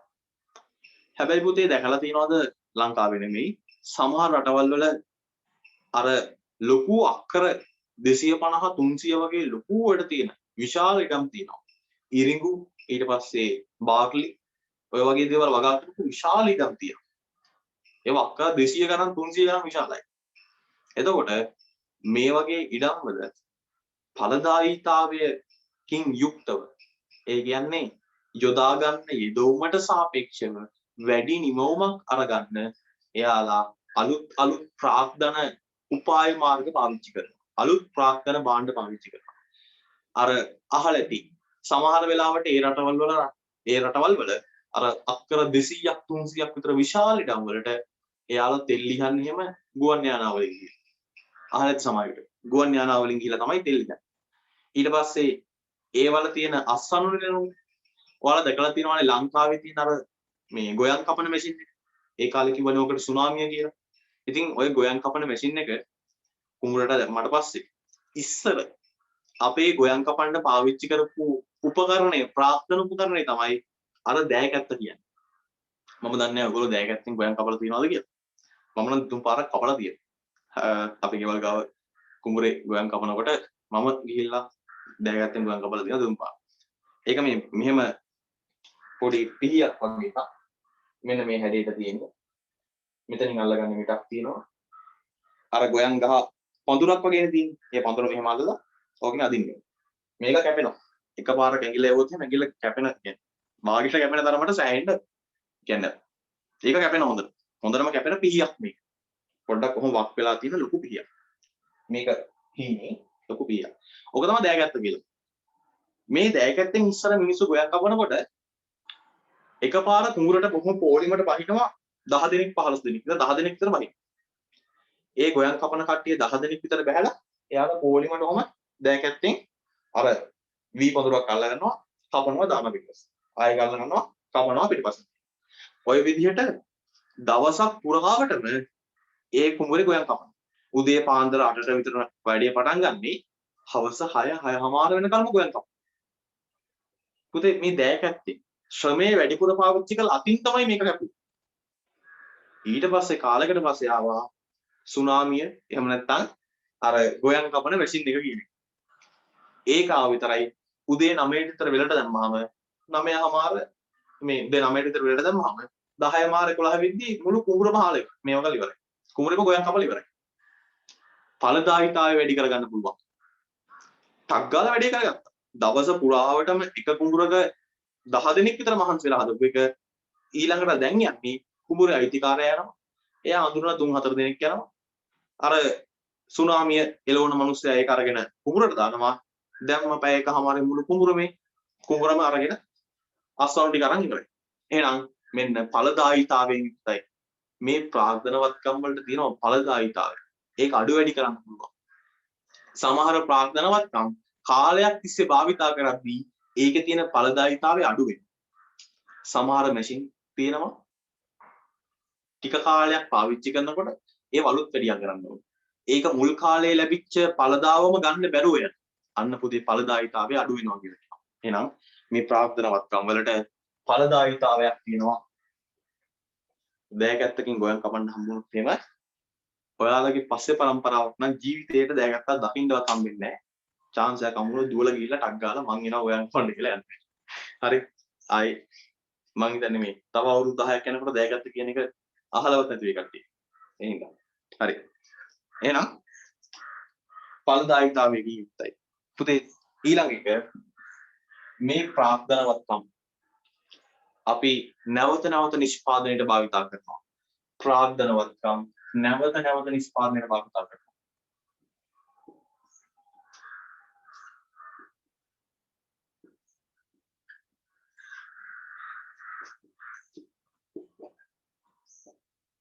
හරි. ව්‍යාපාරයකට දෙන යන්ත්‍ර සූත්‍ර ගොඩනැගිලි උපකරණ වාහන වගේ දේවල් මේ ප්‍රාර්ථනාවත්කම් පුතේ අපි නැවත නැවත භාවිතා කරනවා. එක වතාවක් භාවිතා කරලා එක නිෂ්පාදන ඒකකයක් නිෂ්පාදනය කළාට පස්සේ ඒක අයින් කරන්නේ ආයෙ භාවිතා කරනවා. නැවත නැවතත් මේවා භාවිතා කරනවා. පුතේ ඊළඟ ලක්ෂණය පස්වෙනි ලක්ෂණය ප්‍රාග්ධනය. මේකේ තියෙන අපි නිර්වචනය ඇතුළෙම කතා කරපු ලක්ෂණයක් තිබ්බා. මිනිසුන් විසින් නිෂ්පාදනය කරන භාවිතයත් සමග ෂෙයා වීමකට ලක්වන උපකරණ මෙවලම් යන්ත්‍ර සූත්‍ර වගේ දේවල්. එහෙනම් මේවා භාවිතයත් සමග ෂෙයා වීමකට ලක් වෙන්න ඕනේ. අපි කිව්වේ අර සමහර යන්ත්‍ර කාලයක් එක්ක භාවිතා කරද්දී ඵලදායීතාවය අඩු වෙනවා කියලා. සමහර හිතන්න මේ මොකද්ද මේ කමියුනිකේෂන් එක තියෙන printing machine එකක් කියලා. printer එකක් කියලා හිතන්න. නැත්නම් photocopy machine එකක් කියලා. සාමාන්‍ය ඔය කඩේක තියෙන photocopy machine එකකින් photocopy 20000ක් ලක්ෂයක් විතර ගහන්න පුළුවන්. photocopy ලක්ෂයක් විතර වැදුනට පස්සේ සාමාන්‍යයෙන් 20000න් 20000ට වගේ මේකේ පොඩි රිපෙයාර් එකක් කරන්න. නැත්නම් පොඩි තීන්ත ඉන්නේ නැති ප්‍රශ්න තියෙනවා. කොලයක් ඇතුළට ගත්තට පස්සේ ඒක අනිත් පැත්තෙන් එන්නේ ඇඹරිලා. දෙකට නැමිලා ඇඹරිලා මොනවා හරි වෙලා අනිත් පැත්තෙන් එන්නේ. සමහර විට මැදි තින්ත වදින්න නැතුව යනවා. අන්න ඵලදායීතාවය වෙනස් වෙනවා. ඵලදායීතාවය අඩු වෙන්න පුළුවන්. අපි ඕකට කියනවා ෂෙයා වෙනවා කියලා. භාවිතා කිරීමක් සමග කාලයක් එක්ක ප්‍රාග්ධනවත්කම් පුතේ ෂෙයා වෙන්න පටන් ගන්නවා. එහෙනම් මේක ඊළඟ ලක්ෂණය භාවිතයත් සමග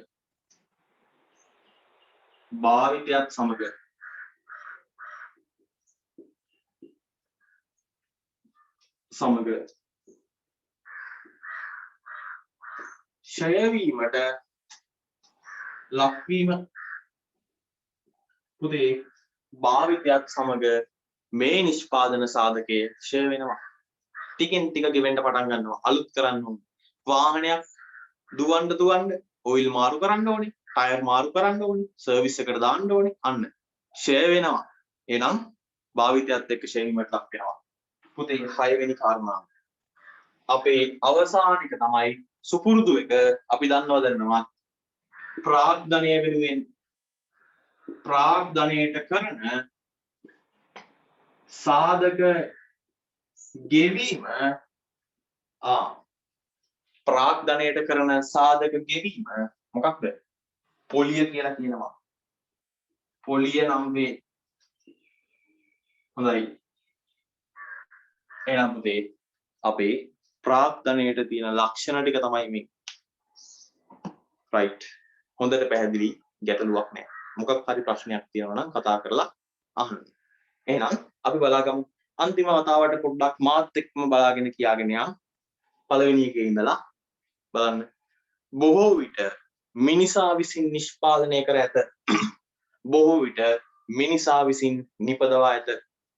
දෙවෙනි එක පුතේ ප්‍රාග්ධනය මූර්ත සංකල්පයකි. එය තොග සංකල්පයක් ලෙස හැඳින්වේ. එහෙම නැත්නම් තොග සංකල්පයක් වේ. ඊළඟ එක ප්‍රාග්ධනය ඵලදායීතාවයෙන් යුක්තයි. ඊට පස්සේ නැවත නැවතත් නිෂ්පාදනයට භාවිතා කරන්න පුළුවන්. නැවත නැවතත් නිෂ්පාදනයට භාවිතා කරන්න පුළුවන්.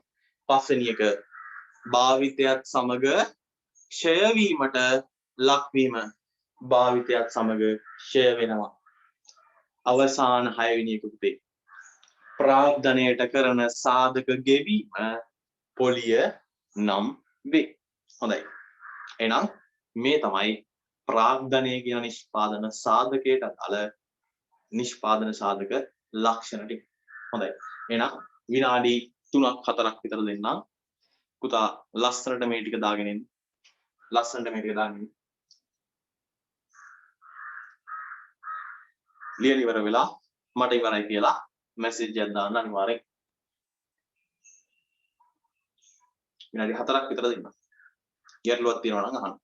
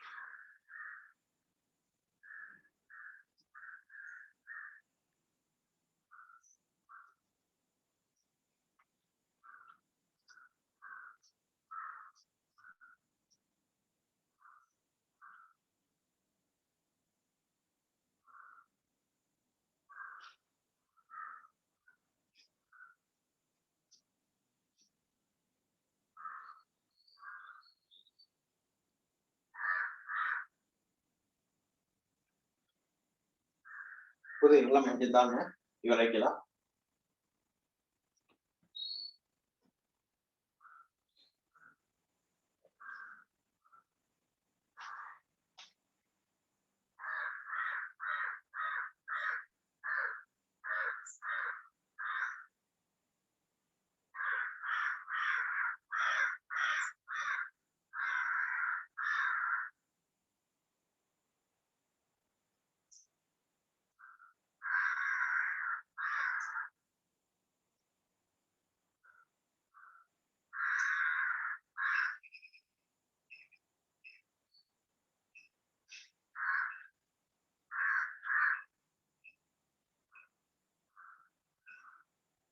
හරි.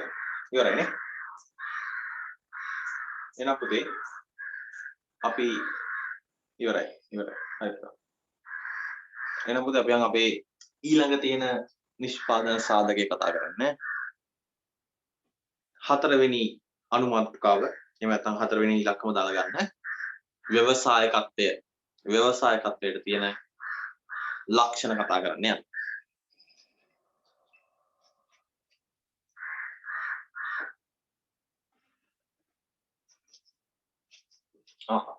මට කියන්න මේ අන්තිම දෙක වගේ ලියා ගන්න බැරි වෙච්ච මොකෙක් ඉන්නවනම් ටක් ගාලා ස්ක්‍රීන්ෂොට් එකක් ගන්න. අනේ මට කියන්න බැරි වුණා. මම කිව්වේ නෑ පල්ලෙට තිබ්බා. අන්තිම දෙක වගේ වෙලා මදි වෙච්ච කෙනෙක් ඉන්නවනම් ටක් ගාලා ස්ක්‍රීන්ෂොට් එකක් ගන්න. මෙතන තියෙන්නේ භාවිතයත් සමග කියලා.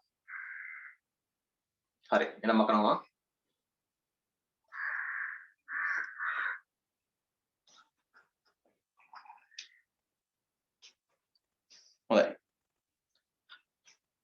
සාමාන්‍යයෙන් අර ඒ වෙලාවටම උඩේ ඉඳන් මකාගෙන ඉන්නේ පල්ලෙහාට එකපාර පල්ලෙයින් මකන්න පටන් ගන්න නෑ. ඒක නිකන් මේ මට උගන්නනකොට ආපු පුරුද්දක් මට ඒක ටිකක් අර ඔළුවේ තිබ්බ දෙයකින් ආපු පුරුද්දක් හින්ද මේ උගන්නනකොට අර ලිප් හරි බෝඩ් එකේ ලියන්න කියලා වලට දීලා ඊට පස්සේ එකපාරටම පල්ලෙහින් මකන්න පටන් ගන්න එක. මට ඒක ඉස්කෝලේ යන කාලෙම වෙලා තියෙනවා. ඔය ටීචර්ලම ඉන්නවනේ සමහර වෙලාවට උගන්නන ටීචර්ලා මට පන්ති යාළුවන්ට වෙලා තියෙනවා මේ. පන්තියේ පොඩ්ඩක් අර ටීචර් කෙනෙක් මලපැනලා එහෙම ඉන්නකොට ඔයාලගෙත් ඇති. අර ටීචර් වයින්නේ මේක තමයි මට හම්බෙච්ච ජරාම් පන්තිය කියලා. ඉතින් ඒ විදිහට ටීචර් වයින් වෙලාවට එහෙම මේ අර එයා මොකක් හරි බෝඩ් එකේ ලියා ගන්න දීලා මොකක් හරි එකක් නියමව කරලා තියෙද්දි දෙන්නෙත් තුන් දෙනෙක් කතා කරනවා එහෙම වුණාට පස්සේ ලියාගෙන ඉවරයි නේද කියලා මම. අනේ ඉතින් අර අපි ලියලියා ඉන්නවා. එහෙම ලියනකොට අන්තිම ටික ලියා ගන්න බැරි වෙලා. එතකොට එයා මකන්න පටන් ගන්න යටින්. එතකොට මහන්සි වෙලා අර අමාරුවෙන් පාඩම් කරගෙන ඒ වෙලාවේ ඔළුවට දාගන්න හදලා ඒ ටික නෝට් එකට දාන්න හදනකොට යටින්ම තමයි මකන්න පටන් ගන්නේ. එතකොට උඩේ ඉඳන් ලිව්ව එකක්වත් වැඩකුත් නැහැ. ඇයි ඒ කතන්දරේ මෙහෙම උඩේ ඉඳන් ලියාගෙන එනවා. ටීචර් වැල්ලා මෙතනින් මකලා. මැගුවට පස්සේ ඉතින් අර එයා උඩ ටික ඉස්සලා මකන්න ගත්තා නම් අවුලක් නැහැ අපිට ටක් ගාලා යට ටික ලියා ගන්න පුළුවන්. අර එහාට මෙහාට වෙනකොට යට ටික ලියා ගන්න පුළුවන්. එකපාර යටින්ම කන්න පටන් ගත්තට පස්සේ අනේ ඉතින් අපි අසරණ වෙනවා. හරි. ඒ හින්දා මේ එතකොට ඉතින් මම හිතාගත්තා මම කවදාවත් පන්තියක ළමයින්ට ලියා ගන්න දීලා යටින්ම කන්නේ නැහැ මම උඩින්ම කන්න පටන් ගන්නවා. හරි. ඉතින් ප්‍රාග්ධනය කතා කරමු. අවසාන නිෂ්පාදන සාධකය ව්‍යවසායකත්වය. පුතේ අපි ව්‍යවසායකත්වයේ තියෙන ලක්ෂණ කතා කරන්න යන්නේ.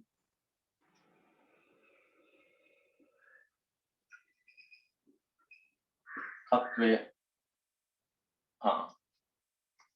ඒක තමයි මේ මම කිව්ව අර කතාවක් තියෙනවානේ මේ.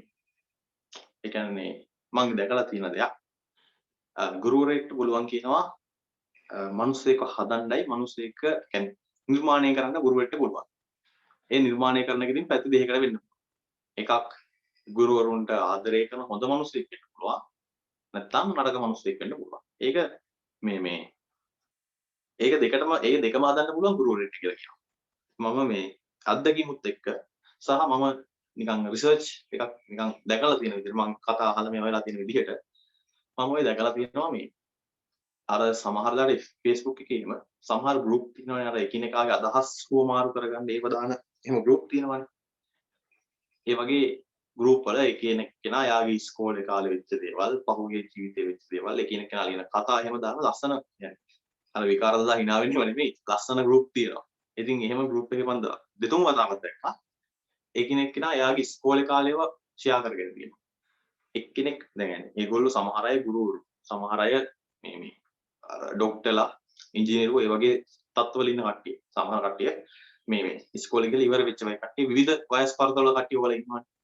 එක්කෙනෙක් දාලා තිබ්බ මේ එයා දාලා තිබ්බ කතාව තමයි හැමෝම කියනවානේ ආයේ අපිට ඉස්කෝලේ කාලේට යන්න පුළුවන් වුණා නම් කියලා කියන එක.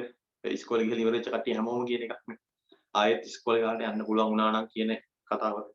එයා දාලා තිබ්බ මේ අනික හැමෝම කිව්වට ඉස්කෝලේ කාලේට නැවත යන්න පුළුවන් වුණා නම් කියන එක. එයා කියලා තිබ්බා මට නම් අහපො මගේ ඉස්කෝලේ කාලේට යන්න ඕන කමක් නැහැ කියලා. ඉතින් ඒකට විස්තරය විදිහට දාලා තිබ්බේ එයා ඉස්කෝලේ යන කාලේ එයා මේ ටිකක් පන්තියේ ඉන්න වැඩිය කතා කරන්නේ නැති සද්ද නැතුව ඉන්න ප්‍රශ්නයක් අහුවත් උත්තරයක් දෙන්න තරම් අර ඒ විවිධ ළමයි වෙනස් උත්තරයක් දෙන්න තරම් උනන්දු වෙන්නේ නැති. ඒ වගේ පොඩ්ඩක් එහෙම ළමෙක්. එයාට පොඩි උනන්දුවක් තිබ්බලු වැඩ කරන්න ඕනේ කියලා. ඒ වුණාට පන්තියේදී සමහර වෙලාවට පන්තියේ වැඩ මොකක් හරි පන්තියේ වැරද්දක් වුණොත් ටීචර් පන්ති ඉස්සෙල්ලාම නැගිටවන්නේ යා. ඔයා නේද මේක කරේ කියලා. ඊට පස්සේ ඉස්කෝලේ يعني මම මේ පුද්ගලයා පර්සනලි දන්නේ නැහැ. මම මේ Facebook එකේ දැක්ක දෙකින් මේව කරන්නේ. ඉතින් ඒකට ගොඩාක් කට්ටිය කමෙන්ට් කරලා තිබ්බා ඒකයි. ඉතින් මීට මාස දෙක තුනකට කලින් ඊට පස්සේ මේ එහෙම දාලා තිබ්බාම එයා ඉස්කෝලේ ගොඩක් තිබ්බලු එයාගේ මොකක් හරි ස්පෝර්ට් එකකට හරි මොකක් හරි වැඩකට පන්තියෙන් එළියට ගියොත් එහෙම එයාව ඊට පස්සේ පන්තියට ගන්නේ නැහැලු. පන්තියේදී බනිනවා, පේරන්ට්ස් මීටින් වලදී බනිනවා. ඊට පස්සේ පන්තියේදී මේ ප්‍රශ්න අහනකොට එයාගේ ප්‍රශ්න වලට මිස් ගොඩක් ඉග්නෝර් කරනවා උත්තර දෙන්න නැතුව ඉන්නවා. එහෙම විවිධ ප්‍රශ්න තිබ්බා. ඒ වගේම පන්තියේ සමහර ළමයි ආව පොඩ්ඩක් කොම් කරනවා එහෙම මේවා තිබ්බා. ඒ හින්දා එයාට පොඩ්ඩක් අර ඉස්කෝලේ කාලේ කියන්නේ එයා වැඩි ආස නැති ජීවිතේ ආස කරන්නේ නැති කාලයක්. කොහොම හරි එයා ඒ පෝස්ට් එක දාලා තිබ්බේ මේ මේ කෙනෙක් විදියට වෛද්‍යවරයෙක් විදියට. හැබැයි ඒ කියන්නේ ડોක්ටර් කෙනෙකුත් වෙලා. ඒ වුණාට එයා මේ එයාගේ ඉස්කෝලේ කාලේට කැමති නෑ. හේතුව වෙලා තිබ්බේ එයාට අර නරක විදියට O level A level කාලවලදී මේව කරපු ගුරුවරයෙක්. ඉතින් මේ එයා ડોක්ටර් කෙනෙක් වුණාට ගුරුවරුන්ට එහෙම මේව එකක් නෑ. එයා කියලා දෙනවා ඉතින් මම ඉස්කෝලෙන් ආස නෑ ආයෙ පාරක්. මම කැමති නෑ මේ ඉස්කෝලේ ඉන්න ගුරුවරුන්ට. ඉතින් ඒකට කමෙන්ට් කරලා තිබ්බ තව ගොඩක් කට්ටිය. මේ ඒකේ ටීචර්ලා කමෙන්ට් කරලා තිබ්බා සෑහෙන ප්‍රමාණයක් මම ටීචර් කෙනෙක් වෙලා මම හොඳ ටීචර් කෙනෙක් වෙන්න හේතුව වෙන්නේ මට උගන්වපු ගුරුවරු කියලා. එයාලට සමහර කාලෙක හොඳ ගුරුවරු හම්බෙලා තියෙනවා. එයාලගේ අම්මා තාත්තට පස්සේ මේ ජීවිතේ වැදගත්ම කෙනා ගුරුවරයා වෙන තරමට හොඳ ගුරුවරු එයාලට හම්බුණා. සමහර ගුරුවරු හම්බෙලා තියෙනවා එයාලටම. එයාලා ආයේ කවදාවත් ඒ මිනිස්ගේ මූණ බලන්නවත් කැමති නැති තරමේ. ඒ කියන්නේ මිනිස්සු එකිනෙකාට වෙනස්නේ. එතකොට එයාලා මේ සමහර වෙලාවට මිනිස්සු තව කෙනෙක්ව ජජ් කරනවා. එයාව දකින්න විදිහට. පන්තියේ සමහර වෙලාවට ටිකක් මේ ඉන්න ළමයෙක්ගේ තියෙන ගතිගුණ අනම්මනම් ඊට පස්සේ යාගේ පෙනුම ඔය වගේ දේවල් අර අපි කියන්නේ මිනිහෙක් දැක්කම අපිට වැඩි යාව සෙට් වෙන්නේ නැහැ. ගුරුවරු වුණාම මේව වෙන්න හොඳ නැහැ. ගුරුවරයෙක් වුණාම සෙට් වෙන එක නොවීම කියන එක අදාළ නැහැ. හැම ළමයෙක්ම ගුරුවරයෙක්ට සෙට් වෙන්න. එයා සමහර ගුරුවරු ඒක මේවා කරන්නේ නැහැ. ඉතින් එයා එහෙම මේවා කරන්න නැතුව එයාට ගුරුවරු හම්බෙලා තියෙනවලු. එයා වැඩි දිරවන් නැති જાතියේ ටීචර්ලා එයාට කැමති නැහැ කතා කරන්නේ නැහැ බනිනවා. ඉතින් සමහර ගුරුවරයෙක් එයාට හොඳට කියා දෙනකොට එයාගේ අම්මා තාත්තා වගේ හොඳට මේවා කරනකොට තවත් ගුරුවරයෙක් එයාව ටිකක් අර පැත්තට කරලා බැනලා මේවා කරලා දානවා. ඉතින් එයා කවදා හරි ටීචර් කෙනෙක් වෙලා එයා මේවා කරනවා කියලා තියෙන්නේ. අර නරක ගුරුවරයා වගේ වෙන්නේ නැති වෙන්න හොඳ ගුරුවරයා වගේ වෙන්න හැම වෙලේම උත්සාහ කරනවා කියලා එහෙම ටීචර්ලා ගොඩාක් කමෙන්ට් කරනවා. ඉතින් ඒකයි මම කිව්වේ ගුරුවරයෙක් වුණාම මේ ළමයෙක්ව හදන්නත් පුළුවන් ළමයෙක්ව නරක කරන්නත් පුළුවන්. මම කියන්නේ හොඳ නරක කියන එක නෙමෙයි. මේ අර සමාජය දිහා බලන විදිය වෙනස් කරනවා. ගුරුවරයෙක් ගැන හොඳට බලන මිනිහෙක් හරියට ගුරුවරයෙක් ගැන නරකට බලන මිනිහෙක්.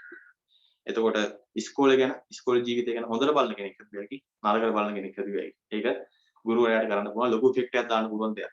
මොකද ඉස්කෝලේ යන කාලේ කියන්නේ ඔළුවට ගොඩක් දේවල් දාන්න පුළුවන්.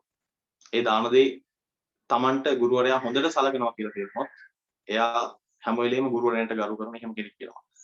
ඒ හින්දා ගුරුවරයා කියන්නේ ලොකු වැදගත් වෘත්තියක්. ඒක ලොකු ඉෆෙක්ට් එකක් තියෙන එකක් කියලා මම සලකනවා. මේ මටත් එහෙම වෙලා තියෙනවා.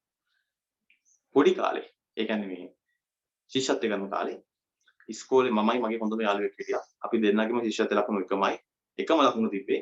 එකම ඉස්කෝලේට ඊට පස්සේ ශිෂ්‍යත්වෙන් පස්සේ ඉස්කෝලේට ගියා. ඒක එකම ඉස්කෝලේට ගියේ. මේ ඒ කාලේ හිටිය වෙන පන්තියක ටීචර් කෙනෙක්. අපේ පන්ති බාර හිටිය ටීචර් කෙනෙක්. එයා හරිම හොඳයි මාව ඒ කියන්නේ තාමත් සාමාන්‍යයෙන් මමත් ටීචර් බලන්න යනවා අවුරුද්දකට එකපාරක් දෙපාරක් මට වෙලාවක් හම්බෙච්ච වෙලාවක යනවා. ඒ ටීචර් හරි ටීචර්ගේ හස්බන්ඩ් හරි අපේ ගෙවල් පැත්තේ යනවා නම් අනිවාර්යෙන් අපේ ගෙදරට ඇවිල්ලා තමයි යන්නේ. ඊට පස්සේ එකේ දෙකේ පන්තිවල උගන්වපු ටීචර්ලා හිටියා. ඒ ටීචර් දැන් පෙන්ෂන් කියලා වයස අවුරුදු 70ක් විතර. එයා කතෝලික. ඒ වුණාට කතෝලික ඒ කියන්නේ නත්තල් කාලේට යාළුවා ගෙදර කෑම හදන ඒවා අරගෙන අපේ ගෙදර එනවා. මම අපේ නංගිත් එක්ක දෙන්නටම ඉගෙනුවේ ටීචර්. අපේ නංගිත් එක්ක යනවා අපේ අවුරුද්දට මොනවා හරි හදුවාම ඒවත් අරගෙන ඉස්ස බලන්න යනවා. ඉතින් මේ ඒ වගේ හොඳ ගුරුවරු හිටියා අපිට හම්බෙච්ච. මේ කියන්නේ නම් කරලා කියන්න මේ එක්කෙනෙක් ගානේ මම පස්සේ දවස් මේව කරලා කියන්නම්. මොකද ඒක අය මතක් කරනවා මට අර අම්මා තාත්තා තමයි හැදුවේ. ඒ කියන්නේ මේ මම ඉපදුනාට පස්සේ මට උගන්වන්න ගම කරේ ඒගොල්ලෝ. ඒ වුණා දැන් ඉන්න තත්ත්වයට අරන් ආවේ අනිත් පැත්තෙන් ගුරුවරු. අම්මා තාත්තා සහ ගුරුවරු. ඉතින් මේ ගුරුවරුන්ට මට එහෙම වෙච්ච එකක්. මම අර වගේ ගුරුවරයෙක් හම්බුණා කියලා. ඒක ගුරුවරයෙක් මමයි මගේ යාළුවයි ටික පන්තියේ දඟයි ඒ කාලේ. පහේ පන්තියේ පොඩි උන්නේ. ඉතින් ඒ කාලෙදි කිව්වෝ මේවා කරලා තිබ්බා. ඒ දෙන්න නම් කොහොමත් ශිෂ්‍යත්ව නම් පාස් වෙන්නේ නැහැ. එහෙමයි කියලා. තව කියලා තිබ්බා මේ ඒ දෙන්න ශිෂ්‍යත්ව පාස් වුණොත් එහෙම මම කන කපාගෙන. මේ දන්නේ නැහැ මේව කළා කොහොමද ශිෂ්‍යත්වයේ ඒ කාලේ තිබ්බ ලකුණු රේන්ජ් එකට වඩා ලකුණු 20 ගාණක් වැඩියෙන් මමයි යාළුවයි ලකුණු ගත්තා. ලකුණු තිබ්බ ලකුණු රේන්ජ් එකට වැඩිය ලකුණු 20 ගාණක් ගැප් එකක් එක්ක ලකුණු ගත්තේ. අපි දෙන්නට තමයි කියලා තිබ්බේ. ඒ දෙන්න කොහොමත් ශිෂ්‍යත්වයේ ලකුණු 100ක්වත් ගන්න නැහැ කියලා කිව්වේ. එහෙම හිටිය අපි දෙන්න. ඉතින් මිස් අර එහෙම කිව්වනේ. ඉතින් අපිට ඒ කාලේ ගට් එකක් තිබුණා. මිස් එහෙම කියනවා නම් අපි ලකුණු වරන් පෙන්නනවා කියලා. ඒ අපි දෙන්නගේ තිබ්බ මානසිකත්වය. ඒක ගට් එකක් තිබුණා. හැබැයි මේ එහෙම නැති ළමයි ඕන තරම් මෙහි ඉන්නවනේ. ඒ වගේ ළමයෙක්ව ඩවුන් කරලා කතා කරලා ඒ වගේ මේ මානසිකත්වය ළමයට දුන්නාම ඔයා වැඩ කරන්නේ නැහැ. ඔයාට ලකුණු ගන්න බෑ කියලා ගුරුවරයෙක් කියනවා නම් අර ඒ ගුරුවරයා මේ ඇත්තටම බිහි කරන්නේ නරක මිනිස්සෙක්. හැබැයි ගුරුවරයෙක් බිහි කරන හොඳ කෙනෙක්. මම පන්තියේදී අර කතාවක් තියෙන්නේ මේ. ගොඩක් කට්ටිය කියනවානේ අර හැම මිනිස්සයාටම වඳින්න ඕනේ නැහැ කියලා. ඉතින් එහෙම කතාවක් තියෙදි ඔය අපේ මැරි භෞතික කාල නැති වෙච්ච දේශපාලඥයින් කියලා තියෙන්නේ මේ. එයා කතාවකට කිව්වේ හැම කෙනෙකුට වඳින්න පුරුදු වෙන්න එපා හිමයි කියලා. ඒක හොඳ මේ එක. ඒ වුණාට මේ මම කියන ගුරුවරයෙක් වුණාම අපි වඳින්න. මම කැමති මට උගන්වපු ගුරුවරයෙක්ට කියන්නේ මම කියන්නේ මට වඳින්න මේව ගන්න කියලා. මේ මට උගන්වපු ගුරුවරයෙක්ට මම හම්බෙච්ච ඕන වෙලාවක මේව කරා මම එයාට වඳින්න. මොකද අර මිනිස්සෙක් විදියට සාමාන්‍යයෙන් අපිට ආගමක් තියෙන්නේ. අපි ආගම වඳින්නේ අපිට පොඩි බ්ලෙස් එකක් හම්බ වෙනවනේ. පොඩි මේ ඒකට සිංහලෙන් කියන්න වචන මතක නැහැ. පොඩි බ්ලෙසිං එකක් හම්බ වෙනවනේ. ආශිර්වාදයක් අන්නරයි. ආශිර්වාදයක් හම්බ වෙනවනේ. පුතේ ඒ ආශිර්වාදය අපි අර උදේට ගෙදරින් එළියට යනකොට ඒ දෙවියන් ගාවට ගිහින් බුදුහාමුදුරන්ට එහෙම නැත්නම් මේ වේකට වඳින්නේ ආශිර්වාද අපිට දැනෙන හින්දා. අපි මොකක් හරි වැඩක් කරනකොට ඒ ගුරුවරයාට අපි වැන්දට පස්සේ පුතේ ඒ ගුරුවරයා මට එක දැනලා තිබ්බේ. එයා මේ ඔළුව අත ගන්නවනේ බුදු සරණයි, තෙරුවන් සරණයි හැමදේම හරියන්න ඕනේ කියලා. ඒක පුතේ මාර විදියට වදිනවා. අපි වැඩක් කරන්න ගියාම අර මතක් වෙනවා. අර මට උගන්වපු ටීචර් කිව්වා මම හොඳට එක්සෑම් එක කරන්න ඕනේ. මම හොඳට වැඩ කරලා හොඳ ලොකු මිනිස්සෙක් වෙනවා ඒ ටීචර් බලාගෙන ඉන්නවා. හරියට අර අම්මා තාත්තා දෙන ආශිර්වාදය වගේම එකක් ගුරුවරයාට දෙන්න පුළුවන්. ළමයාගේ ඔළුවට දාන්න. ඔයා ඉස්කෝලේට යනකොට කවදාවත් ළමයිගේ ගුරුවරයෙක් ඔළුව අත ගාලා කියන්නේ නැහැ නේ මේ තෙරුවන් සරණයි කියලා වෙලාම යන්න ඕනේ කියලා ඔළුව අත ගන්න නැහැ. ඉතින් ගුරුවරයෙක්ගේ දෙන බ්ලෙසිං එක මම හැම වෙලෙම කැමති ඒක අරගන්න. ඒකයි මම මේ මොකක් හරි වැඩක් කරන්න හදනකොට මේව කරද්දි මට උගන්වපු ගුරුවරයන් හම්බෙලා සර් මෙහෙම වැඩක් කරනවා ටීචර් මෙහෙම වැඩක් කරනවා එහෙමයි කියලා මම පොඩ්ඩක් කතා කරලා වැඳලා එනවා. එතකොට එයාලා කියනවානේ මේ හොඳට හරියන්න ඕනේ. බුදු සරණයි, තෙරුවන් සරණයි. එහෙමයි කියලා ඒ ඔළුව අත ගන්න එක. ඒක මහා ලොකු ශක්තියක් හම්බ වෙනවා. ඒක මේ ඒක ගැන වෙනම මේක තියෙන. ඒකයි මම කියන්නේ මේ. අර ගුරුවරයෙක්ට පුළුවන් කෙනෙක්ව හදන්නත් කෙනෙක්ව මේව ගන්න. මම පුරුදුනේ බෝඩ් එකේ ලියපු දෙයක් මකන්න එක පල්ලෙහින් මකන්න නැතුව උඩ ඉඳන් මකන්න පුරුදුනේ. අර පල්ලෙහින් මකන්න ගත්තට පස්සේ මමයි යාළුවයි අර අමාරුවෙන් පාඩම තේරුම් අරගෙන ලියලියා ඉන්නවා. අපි දෙන්නට හයියෙන් ලියන්න බෑ. ඒ හින්දා පරක් වෙලා ලියන්නේ. ඒ හින්දා එහෙම තියෙද්දි මිස් අපිට බැන බැන යටින්ම ගන්න පටන් ගන්නවා. එයා උඩින් මැකුවා නම් එහෙම අපි මේ නෝට් එක අද සම්පූර්ණ කරගෙන. ඒ හින්දා තමයි ඒ වගේ. ඒක අපි හොඳ පැත්තට ගත්ත හින්දා මම මගෙන් ඉගෙන ගන්න ඔයාලට ඒකේ හොඳ පැත්ත දෙනවා. හැබැයි මම ඒක නරක පැත්තට ගත්තා නම් එහෙම මං කවදාවත් ගුරුවරයෙක් නොවී ඉන්න තිබ්බා. හොඳයි. එහෙනම් කතන්දර ඉවරයි. මේව කරන්න ගත්තේ සාමාන්‍යයෙන් ටිකක් අර ගරු කරන්න ඕන මේවට. මම කියන්නේ මට මේව කරන්න කියලා නෙමෙයි. ඒක මේක නෙමෙයි. පොඩ්ඩක් අර මගේ ඔපිනියන් එක මම දකින්න විදිය ගැන ඔයාලට කිව්වේ. හරි. ඒක වෙනස් ගුරුවරයෙන් ගුරුවරයාට එක එක වෙනස් විදිහක් තියෙනවා. අර අපිට නරක ගුරුවරු හම්බුනහම අපි හැම වෙලෙම උත්සාහ කරන්න ඕනේ අපි නරක ගුරුවරයෙක් වෙන්න නෙමෙයි. අපි නරක ගුරුවරයෙක් හම්බුනහම එයාගේ තියෙන මේ ගති ගුණේ හින්දා මට මෙහෙම හිතුණා. මට දුක හිතුණා එයා මෙහෙම හැසිරෙච්ච නිසා. මෙයා මට මෙහෙම බැන්න හින්දා මට දුක හිතුණා. හැබැයි මම කවදාවත් මගෙන් ඉගෙන ගත්ත ළමයට එහෙම බලින්නේ නැහැ. එතකොට එයාට දුක හිතෙනවනේ. ඒ හින්දා. හරි. අන්න ඒ වගේ ඉතින් අපි ඉගෙන ගන්න ඕනේ. හොඳයි. එහෙනම් පුතේ යම් පාඩම ඉතුරු කොටසට ව්‍යවසායකත්වය ගැන කතා කරන්න. පුතේ ව්‍යවසායකත්වය කියද්දී අර අපි විනාඩි 5ක් අරගෙන කතා කරමු. ව්‍යවසායකත්වය කියද්දී මේක ශ්‍රමය වගේම පුතේ මානව සම්පතක්. අපිට තිබ්බ ශ්‍රමය සහ ව්‍යවසායකත්වය කියන්නේ මිනිස්සු. මේවා මේ ස්වභාව ධර්මයෙන් මේ අර ඉබේම හැදිච්ච දේවල් වත් අමුතුවෙන් හදපු දේවල් වත් එහෙම නෙමෙයි. මේ මිනිස්සු මෙයාලට අනික් නිෂ්පාදන සාධක භූමිය ප්‍රාග්ධනය වගේ නෙමෙයි හිතන්න පුළුවන්. සංවිධානය වෙන්න පුළුවන්, තීරණ ගන්න පුළුවන් පුතේ. ඒකයි අපිට ඒකයි ඒ නිසායි අපි කිව්වේ මේ ව්‍යවසායකත්වයේ සහ ශ්‍රමය කියන්නේ මානව සම්පත් එහෙම නැත්නම් අර සජීවී සම්පතක් කියලා. එහෙනම් ශ්‍රමය වගේම තමයි ව්‍යවසායකත්වය කියන දේ කතා කරද්දී වැදගත් මාතෘකාවක්. ඇයි වැදගත් කියන එක ඔයාලා දන්නවා? අර භූමිය ශ්‍රමය ප්‍රාග්ධනය කියන තැනින් තැන විසිරලා තිබ්බ නිෂ්පාදන සාධක ටික එකතු කරගෙන එක නිෂ්පාදන ඵලදායී නිෂ්පාදන ක්‍රියාවලියකට යෙදෙන්නේ මෙන්න මේ කෙනා. එහෙනම් පුතේ මෙන්න පළවෙනිම ලක්ෂණය තමයි සුපුරුදු විදිහටම ව්‍යවසායකත්වය කියන්නේ ශ්‍රමය වගේම මානව සාධකයක්. මේක මානව සාධකයක් වෙනවා. පළවෙනි ලක්ෂණය මානව සාධකයක් වීම. හොඳයි. ව්‍යවසායකත්වය කියන්නේ පුතේ මානව සාධකයක්. දෙවැනි එක. ව්‍යවසායකයෙක් කියන පාර්ශවයට පුළුවන් අනිකුත් නිෂ්පාදන සාධක ටික ඒක රාශී කරගෙන එයාලගේ තියෙන මේ ඵලදායී ආර්ථික කටයුත්ත වෙනුවෙන් මෙහෙයවන්න. මේක මෙහෙයවන්නේ යා ශ්‍රමිකයෝ ටික අරගෙන ඔයාලා මෙන්න මේ වැඩ ටික කරන්න. මෙච්චර වෙලාවක් වැඩ කරන්න. උදේ මේ වෙලාවට ඉන්ටර්වල් එක ගන්න. මේ වෙලාවට ටේක බොන්න යන්න. මේ වෙලාවට ලන්ච් එක ගන්න. මේ වැඩ ටික කරලා දෙන්න. අපි වැටුප මෙච්චරක් ගෙවනවා. උදේ මේ වෙලාවට වැඩට එන්න. මේ වෙලාව වෙනකම් වැඩ කරන්න.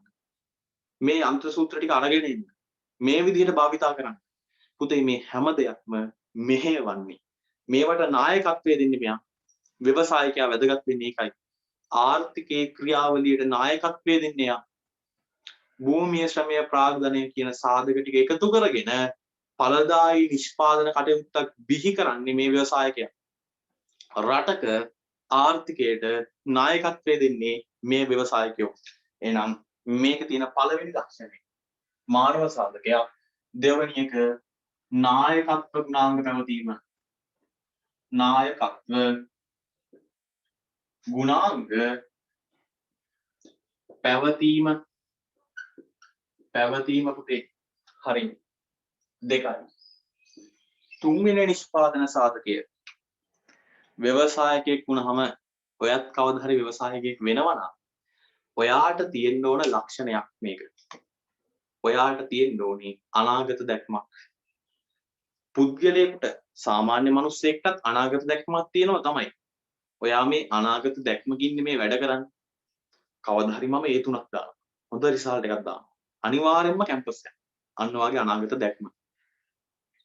ව්‍යවසායකයාටත් තියෙනවා ටාගට් එකක් අරමුණක්. මේ ව්‍යාපාරය ලාභ ලබන ව්‍යාපාරයක් බවට මම පත් කරනවා කියලා. එහෙම වැඩ කරනකොට එයාට අනාගත දැක්මක් තියෙන්න ඕනේ. ටාගට් එක තියෙනවා. දැක්ම කියන්නේ අර ඉස්සරහට අපේ සප්ලයි එක අඩු වෙයි. අපේ තියෙන ඩිමාන්ඩ් එක අඩු වෙයි. එහෙම නැත්නම් ඉල්ලුම සැපයුම අඩු වෙයි. කොහොමද ඒකට මුහුණ දෙන්නේ? අලුත් තරගකාරයෝ ටිකක් වෙළඳ පොළට එනවා. අපි කොහොමද මේ තරගකාරීත්වයට මුහුණ දෙන්නේ? අලුත් නීතියක් එනවා. කොහොමද මේ නීතිය අනුව හැඩගැහෙන්නේ? අලුත් නීතිය අනුව හැඩගැහෙන්නේ කොහොමද? මෙන්න මේවට ව්‍යවසායකයා හුරු වෙන්න ඕනේ. එහෙම නැත්නම් ඒ දේවල් ගැන ව්‍යවසායකයා කලින් දැනගෙන ඒවට ලෑස්ති වෙන්න ඕනේ. ව්‍යාපාරයේ තියෙන ඉල්ලුම අඩු වෙනවා නම් ඒක අඩු වෙන්න නොදී රැකගන්නේ කොහොමද? අලුත් දෙයක් එළියට දීලා කොහොමද අපේ නිමවුම ගැන පාරිභෝගිකයාට වැඩි විශ්වාසයක් හදවන්නේ? කොහොමද ව්‍යාපාරයේ පැවැත්ම පවත්වාගෙන යන්නේ? එන්න පුළුවන් අභියෝග මොනවාද? ඉස්සරහට අපිට හම්බෙන තර්ජන මොනවාද? අපේ ව්‍යාපාරයේ තියෙන දුර්වලතා නැති කරගන්නේ කොහොමද? මේවට පුතේ ලෑස්ති වෙන්න ඕනේ ව්‍යවසායකයෙක් වුණාම. ඒ හින්දා තමයි අපි කියන්නේ මෙයාට අනාගතය පිළිබඳව දකින්න පුළුවන් වෙන්න ඕනේ. අනාගත දැක්මක් තියෙන්න ඕනේ. එහෙනම් අනාගත දැක්මක් තිබීම. අනාගත දැක්මක් තිබීම. හොඳයි. එහෙනම් මෙන්න තුන්වෙනි ලක්ෂණය. දරුවනේ හතරවෙනි ලක්ෂණය තමයි මේ ව්‍යවසායකයාට තියෙන්න ඕනේ ආත්ම විශ්වාසයක්.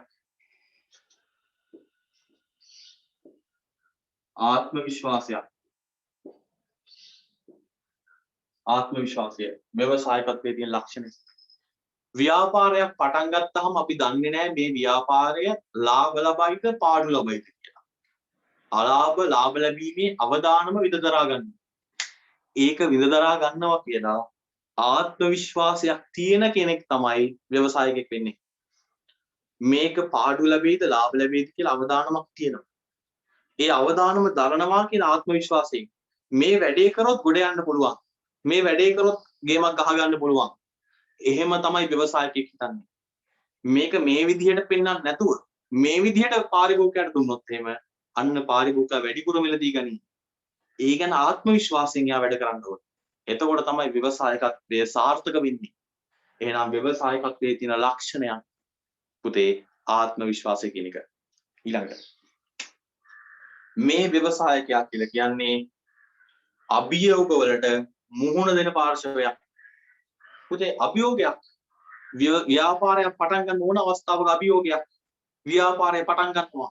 වෙළඳපොළ දිහා බැලුවාම අලුතෙන් තරගකාරයෝ ගොඩක් ඉන්නවා. අභියෝගයක් පුතේ. කොහොමද මේ තරගකාරයන්ට මුහුණ දෙන්නේ? ඊළඟට ව්‍යාපාරය ටික කාලයක් පවත්වාගෙන යනවා. ඔයාට සැපයුම් කරන සැපයුම්කාරයෝ දෙන්නෙක් ඉන්නවා. ඒ සැපයුම්කාරයාගෙන් එක්කෙනෙක්ට මොකක් හරි ප්‍රශ්නයක් වෙලා සැපයුම නවත්තන්න වෙනවා. අභියෝගයක් පුතේ. සැපයුම්කාරයෝ දෙන්නෙක් හිටිය ව්‍යාපාරයේ දැන් ඉන්නේ එක සැපයුම්කාරයයි. කොහොමද තව කෙනෙක් හොයාගන්නේ? අභියෝගයක්.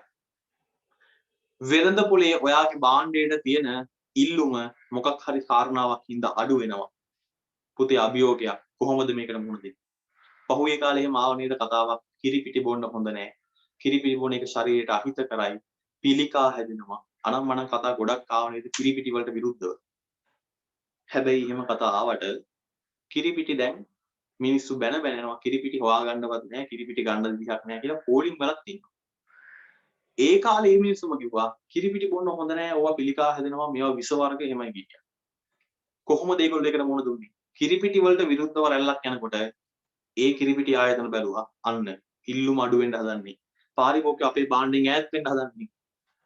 එයාලා අර ප්‍රචාරණ ක්‍රම අනුගමනය කරා. විවිධ ප්‍රචාරණයන් දැම්මා. එක එක තරඟ සංවිධානය කරා. කිරිපිටි පැකට් එකේ උඩ පැත්තේ තියෙන පියන කපල එව්වහම මෙන්න ෆ්‍රිජ් එකක් හම්බෙනවා. මෙන්න ටීවී එකක් හම්බෙනවා. මෙන්න රත්තරන් කාසි හම්බෙනවා. අන්න ප්‍රචාරණ ක්‍රම. පුතේ ඒ ව්‍යවසායකත්වයේ අභියෝග වලට මුහුණ දුන්න විදිය. එහෙනම් අපේ පස්වෙනි ලක්ෂණය ව්‍යාපාරිකයා ව්‍යවසායකයා වුණාම අභියෝග වලට මුහුණ දෙන්න පුළුවන් වෙන්න ඕනේ. අභියෝග වලට මුහුණ දිය හැකි වීම. හරි. පුතේ ඊළඟ ලක්ෂණය අර භූමිය ශ්‍රමය ප්‍රාග්ධනය ව්‍යවසායකත්වයේ කියන නිෂ්පාදන සාධක ටික එකතු කරගෙන ව්‍යාපාරයේ ඵලදායී ආර්ථික කටයුත්තකට යොදවන්න ආරම්භක ප්‍රයත්නය දරන්නේ පුතේ ව්‍යාපාරිකයා නෙමෙයි ව්‍යවසායකයා. පුතේ මේ ව්‍යවසායකයා ආරම්භක ප්‍රයත්නය යොදවන හින්දා නිෂ්පාදන ක්‍රියාවලියක ආරම්භක ශක්තිය වෙන්නේ මේ ව්‍යවසායකයා. ඕනම භාණ්ඩයක් හෝ සේවාවක් නිෂ්පාදනය කරන ක්‍රියාවලියක ආරම්භක ශක්තිය ඒ පුෂ් එක දෙන්නේ ව්‍යවසායකයා විසින්. භූමිය ශ්‍රමය ප්‍රාග්ධනය කියන ඒවා වෙන වෙන තැන්වල තිබුණේ. ඒවා ටික ඒක රාශී කරගෙන අපි මේ නිෂ්පාදන ක්‍රියාවලිය කරමු. මේ භාණ්ඩය හදමු. මේ සේවාව හදමු. මෙහෙමයි හදන්නේ. අරමුණක් දීලා ඒකට වැඩ කෙරෙව්වේ ව්‍යවසායකත්වය. ඒවට නායකත්වයේ දීලා මෙහෙයවි ව්‍යවසායකත්වය. ව්‍යාපාරේ නැත්තම් ආර්ථිකයේම ඵලදායී නිෂ්පාදන කටයුතු වල නිෂ්පාදනයේ ආරම්භක ශක්තිය උනේ ව්‍යවසායකත්වය. එහෙනම් මේ ඊළඟ ලක්ෂණය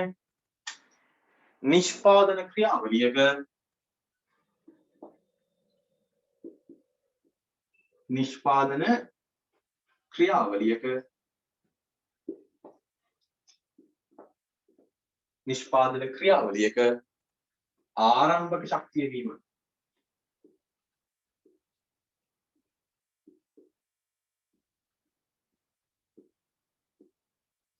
හරි. නිෂ්පාදන ක්‍රියාවලියක ආරම්භක ශක්තිය වීම. එහෙනම් මේ තියෙන්නේ ව්‍යවසායකත්වයේ ලක්ෂණ ටික.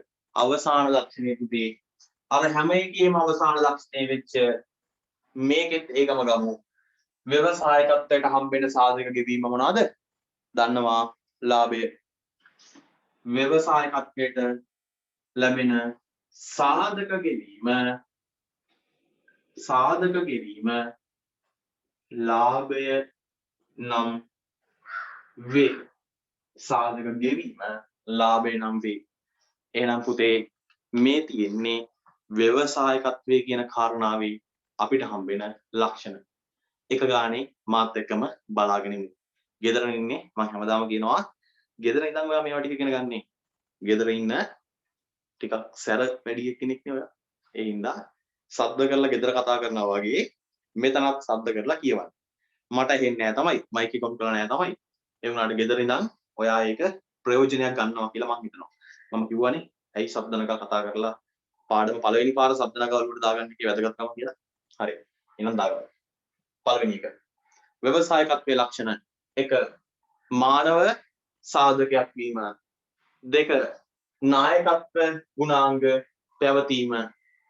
3 අනාගත දැක්මක් තිබීම. 4 ආත්ම විශ්වාසය. 5 අභියෝග වලට මුහුණ දිය හැකිවීම. 6 නිෂ්පාදන ක්‍රියාවලිය ආරම්භක ශක්තිය වීම. නිෂ්පාදන ක්‍රියාවලියක ආරම්භක ශක්තිය වීම. 7 වෙනි එක අවසාන එක පුතේ සාධක ගෙවීම ලාභය නම් වේ. හරි පැහැදිලි සරලයි. එහෙනම් පුතේ මෙන්න ව්‍යවසායකත්වයේ තියෙන ලක්ෂණ. අපි නිෂ්පාදන සාධක 4 අවසාන නිෂ්පාදන සාධකයේ ලක්ෂණය ව්‍යවසායකත්වයේ තියෙන ලක්ෂණ. විනාඩි 4ක් විතර දෙන්න. ටක් ගාලා දාගන්න. 11යි 10යි වෙලාව. ඉක්මනට ලස්සනට දාගන්න පුතේ. පැහැදිලිව ලස්සනට ලියා ගන්න. අනුමාත්‍රිකාව අංක 4 ව්‍යවසායකත්වයේ ඒ අර්ථය අපි ලක්ෂණ 7ක් කතා කරලා තියෙනවා. පැහැදිලිව ලස්සනට දාගන්න. ලියලා ඉවර වෙලා මට ඉවරයි කියලා මැසේජ් එකක් දාන්න.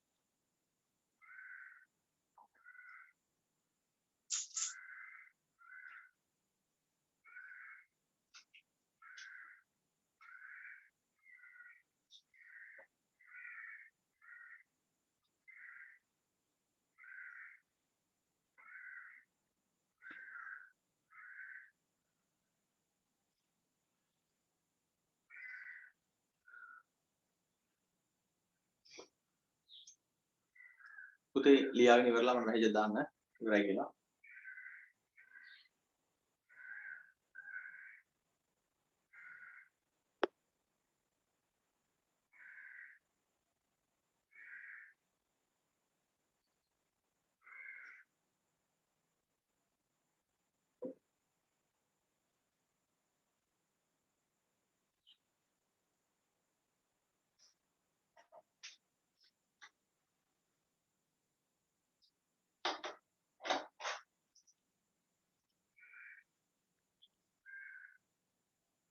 හරි. 3ක් ඉවරයි. අනික කට්ටිය කොහොමද?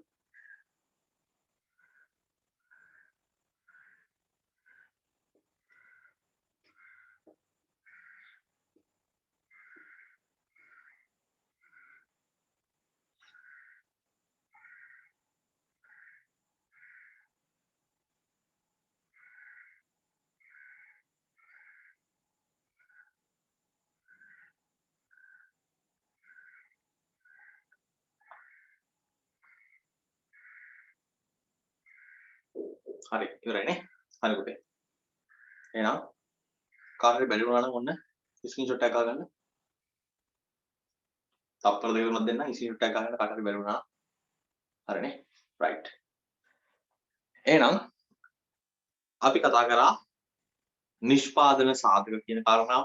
නිෂ්පාදන සාධකවල තියෙන ලක්ෂණ ටික. නිෂ්පාදන සාධක කියන්නේ මොනවද කියලා නැවත පොඩ්ඩක් මතක් කරගෙන නිෂ්පාදන සාධකවල ලක්ෂණ කතා කරමු. මෙතනින් පුතේ නිෂ්පාදන සාධක කියන කාරණාව අවසන් වෙනවා. භූමිය, ශ්‍රමය, ප්‍රාර්ථනීය ව්‍යවසායකත්වය කියන ඒවල නිර්වචන ටික දැන් හොඳට මතකයි. ආයෙ පාරක් අදත් මතක් කරගත්තා. ඒවට කරන සාධක ගෙවීම් ටික මතකයි ආයෙ මතක් කරගත්තා. ඒකේ තියෙන ලක්ෂණ ටික කතා කරා. නිෂ්පාදන සාධක හතරෙම ලක්ෂණ කතා කරා. පුතේ විභාගයට එනකොට මෙතන අහන්න පුළුවන්. අර මං කිව්වේ දෙවෙනි කොටසට වගේ අහනවා නම් මේ නිකම් පොඩි ප්‍රාථමික වගේ ප්‍රශ්නයක් අහන්න බෑ. A level වගේ එක්සෑම් එකකදී ව්‍යවසායකත්වයේ ලක්ෂණ 3-4ක් අහන්න. එකෝන් වලට නම් එහෙම එකක් ඇහෙන එකක් නෑ. BS වල නම් අහනවා. BS වල අහනවා. හැබැයි එකෝන් වල නම් වැඩිය අහන්න තියෙන ප්‍රවණතාවය අඩුයි. හැබැයි මෙහෙම ප්‍රශ්න අහන්න පුළුවන්. MCQ ප්‍රශ්නයක් වැටෙන්න පුළුවන් මෙහෙම. පහත ලක්ෂණ අතරින් ව්‍යවසායකත්වයට අදාළ ලක්ෂණයක් නොවන්නේ කුමක්ද? පහත ලක්ෂණ අතරින් භූමියට අදාළ ලක්ෂණයක් වන්නේ කුමක්ද? අන්න ඒ වගේ පහත ලක්ෂණ අතරින් ශ්‍රමයට ආවේනික ලක්ෂණයක් මොකක්ද? එහෙම නැත්නම් ශ්‍රමයට අදාළ ලක්ෂණයක් නොවන්නේ කුමක්ද? කොහොම ප්‍රශ්න අහන්න පුළුවන්. ඒව නම් අහන්න පුළුවන් MCQ ප්‍රශ්න වලට. රචනා ප්‍රශ්න වලට A level විභාගයේ තියෙන සම්භාවිතාවය අඩුයි කිව්වට වාර විභාගවල අනුමාන ප්‍රශ්න පත්‍රවල ඉස්කෝලේ වාර විභාගවල මේවලදී අහන්න හැකියාවක් තියෙනවා ඕන තරම්. හරි. A level විභාගෙත් යම් සම්භාවිතාවයක් තියෙනවා. සම්භාවිතාවයක් තියෙනවා අහන්න පුළුවන්. නමුත් අනෙක් එක්සෑම් වල නම් අහන්න ලොකු සම්භාවිතාවයක් තියෙනවා. MCQ එකක් අහන්න පුළුවන් පොයින්ට් එකක්. ලක්ෂණ මොනවද? ලක්ෂණය හඳුනා ගන්න. අදාළ නොවන ලක්ෂණය කුමක්ද? එහෙම නැත්නම් ලක්ෂණය මොකක්ද? අන්න එහෙම අහන්න පුළුවන්. හරි. එහෙනම් මෙන්න විභාගයට අහන තැනක් කිව්වා, අහන විදිහත් කිව්වා. අපි විෂය කරුණු ටිකත් මේව කරා. එහෙනම් මුදේ ඊළඟ දවසෙදී වැඩ කරගෙන, පාඩම් කරගෙන, ලස්සනට ෂෝට් නෝට් එක හදලා සම්පූර්ණ කරගෙන පරණ උගන්වපු දේවලුත් නැවත පොඩ්ඩක් බලාගෙන අලුත් දෙයක් ඉගෙන ගන්න ලෑස්ති වෙලා ඊළඟ දවසේ පන්තියේදී නම් හම්බෙමු. එහෙනම් පරිස්සමින් ඉන්න. බුදු සරණයි හැමෝටම ආයුබෝවන්.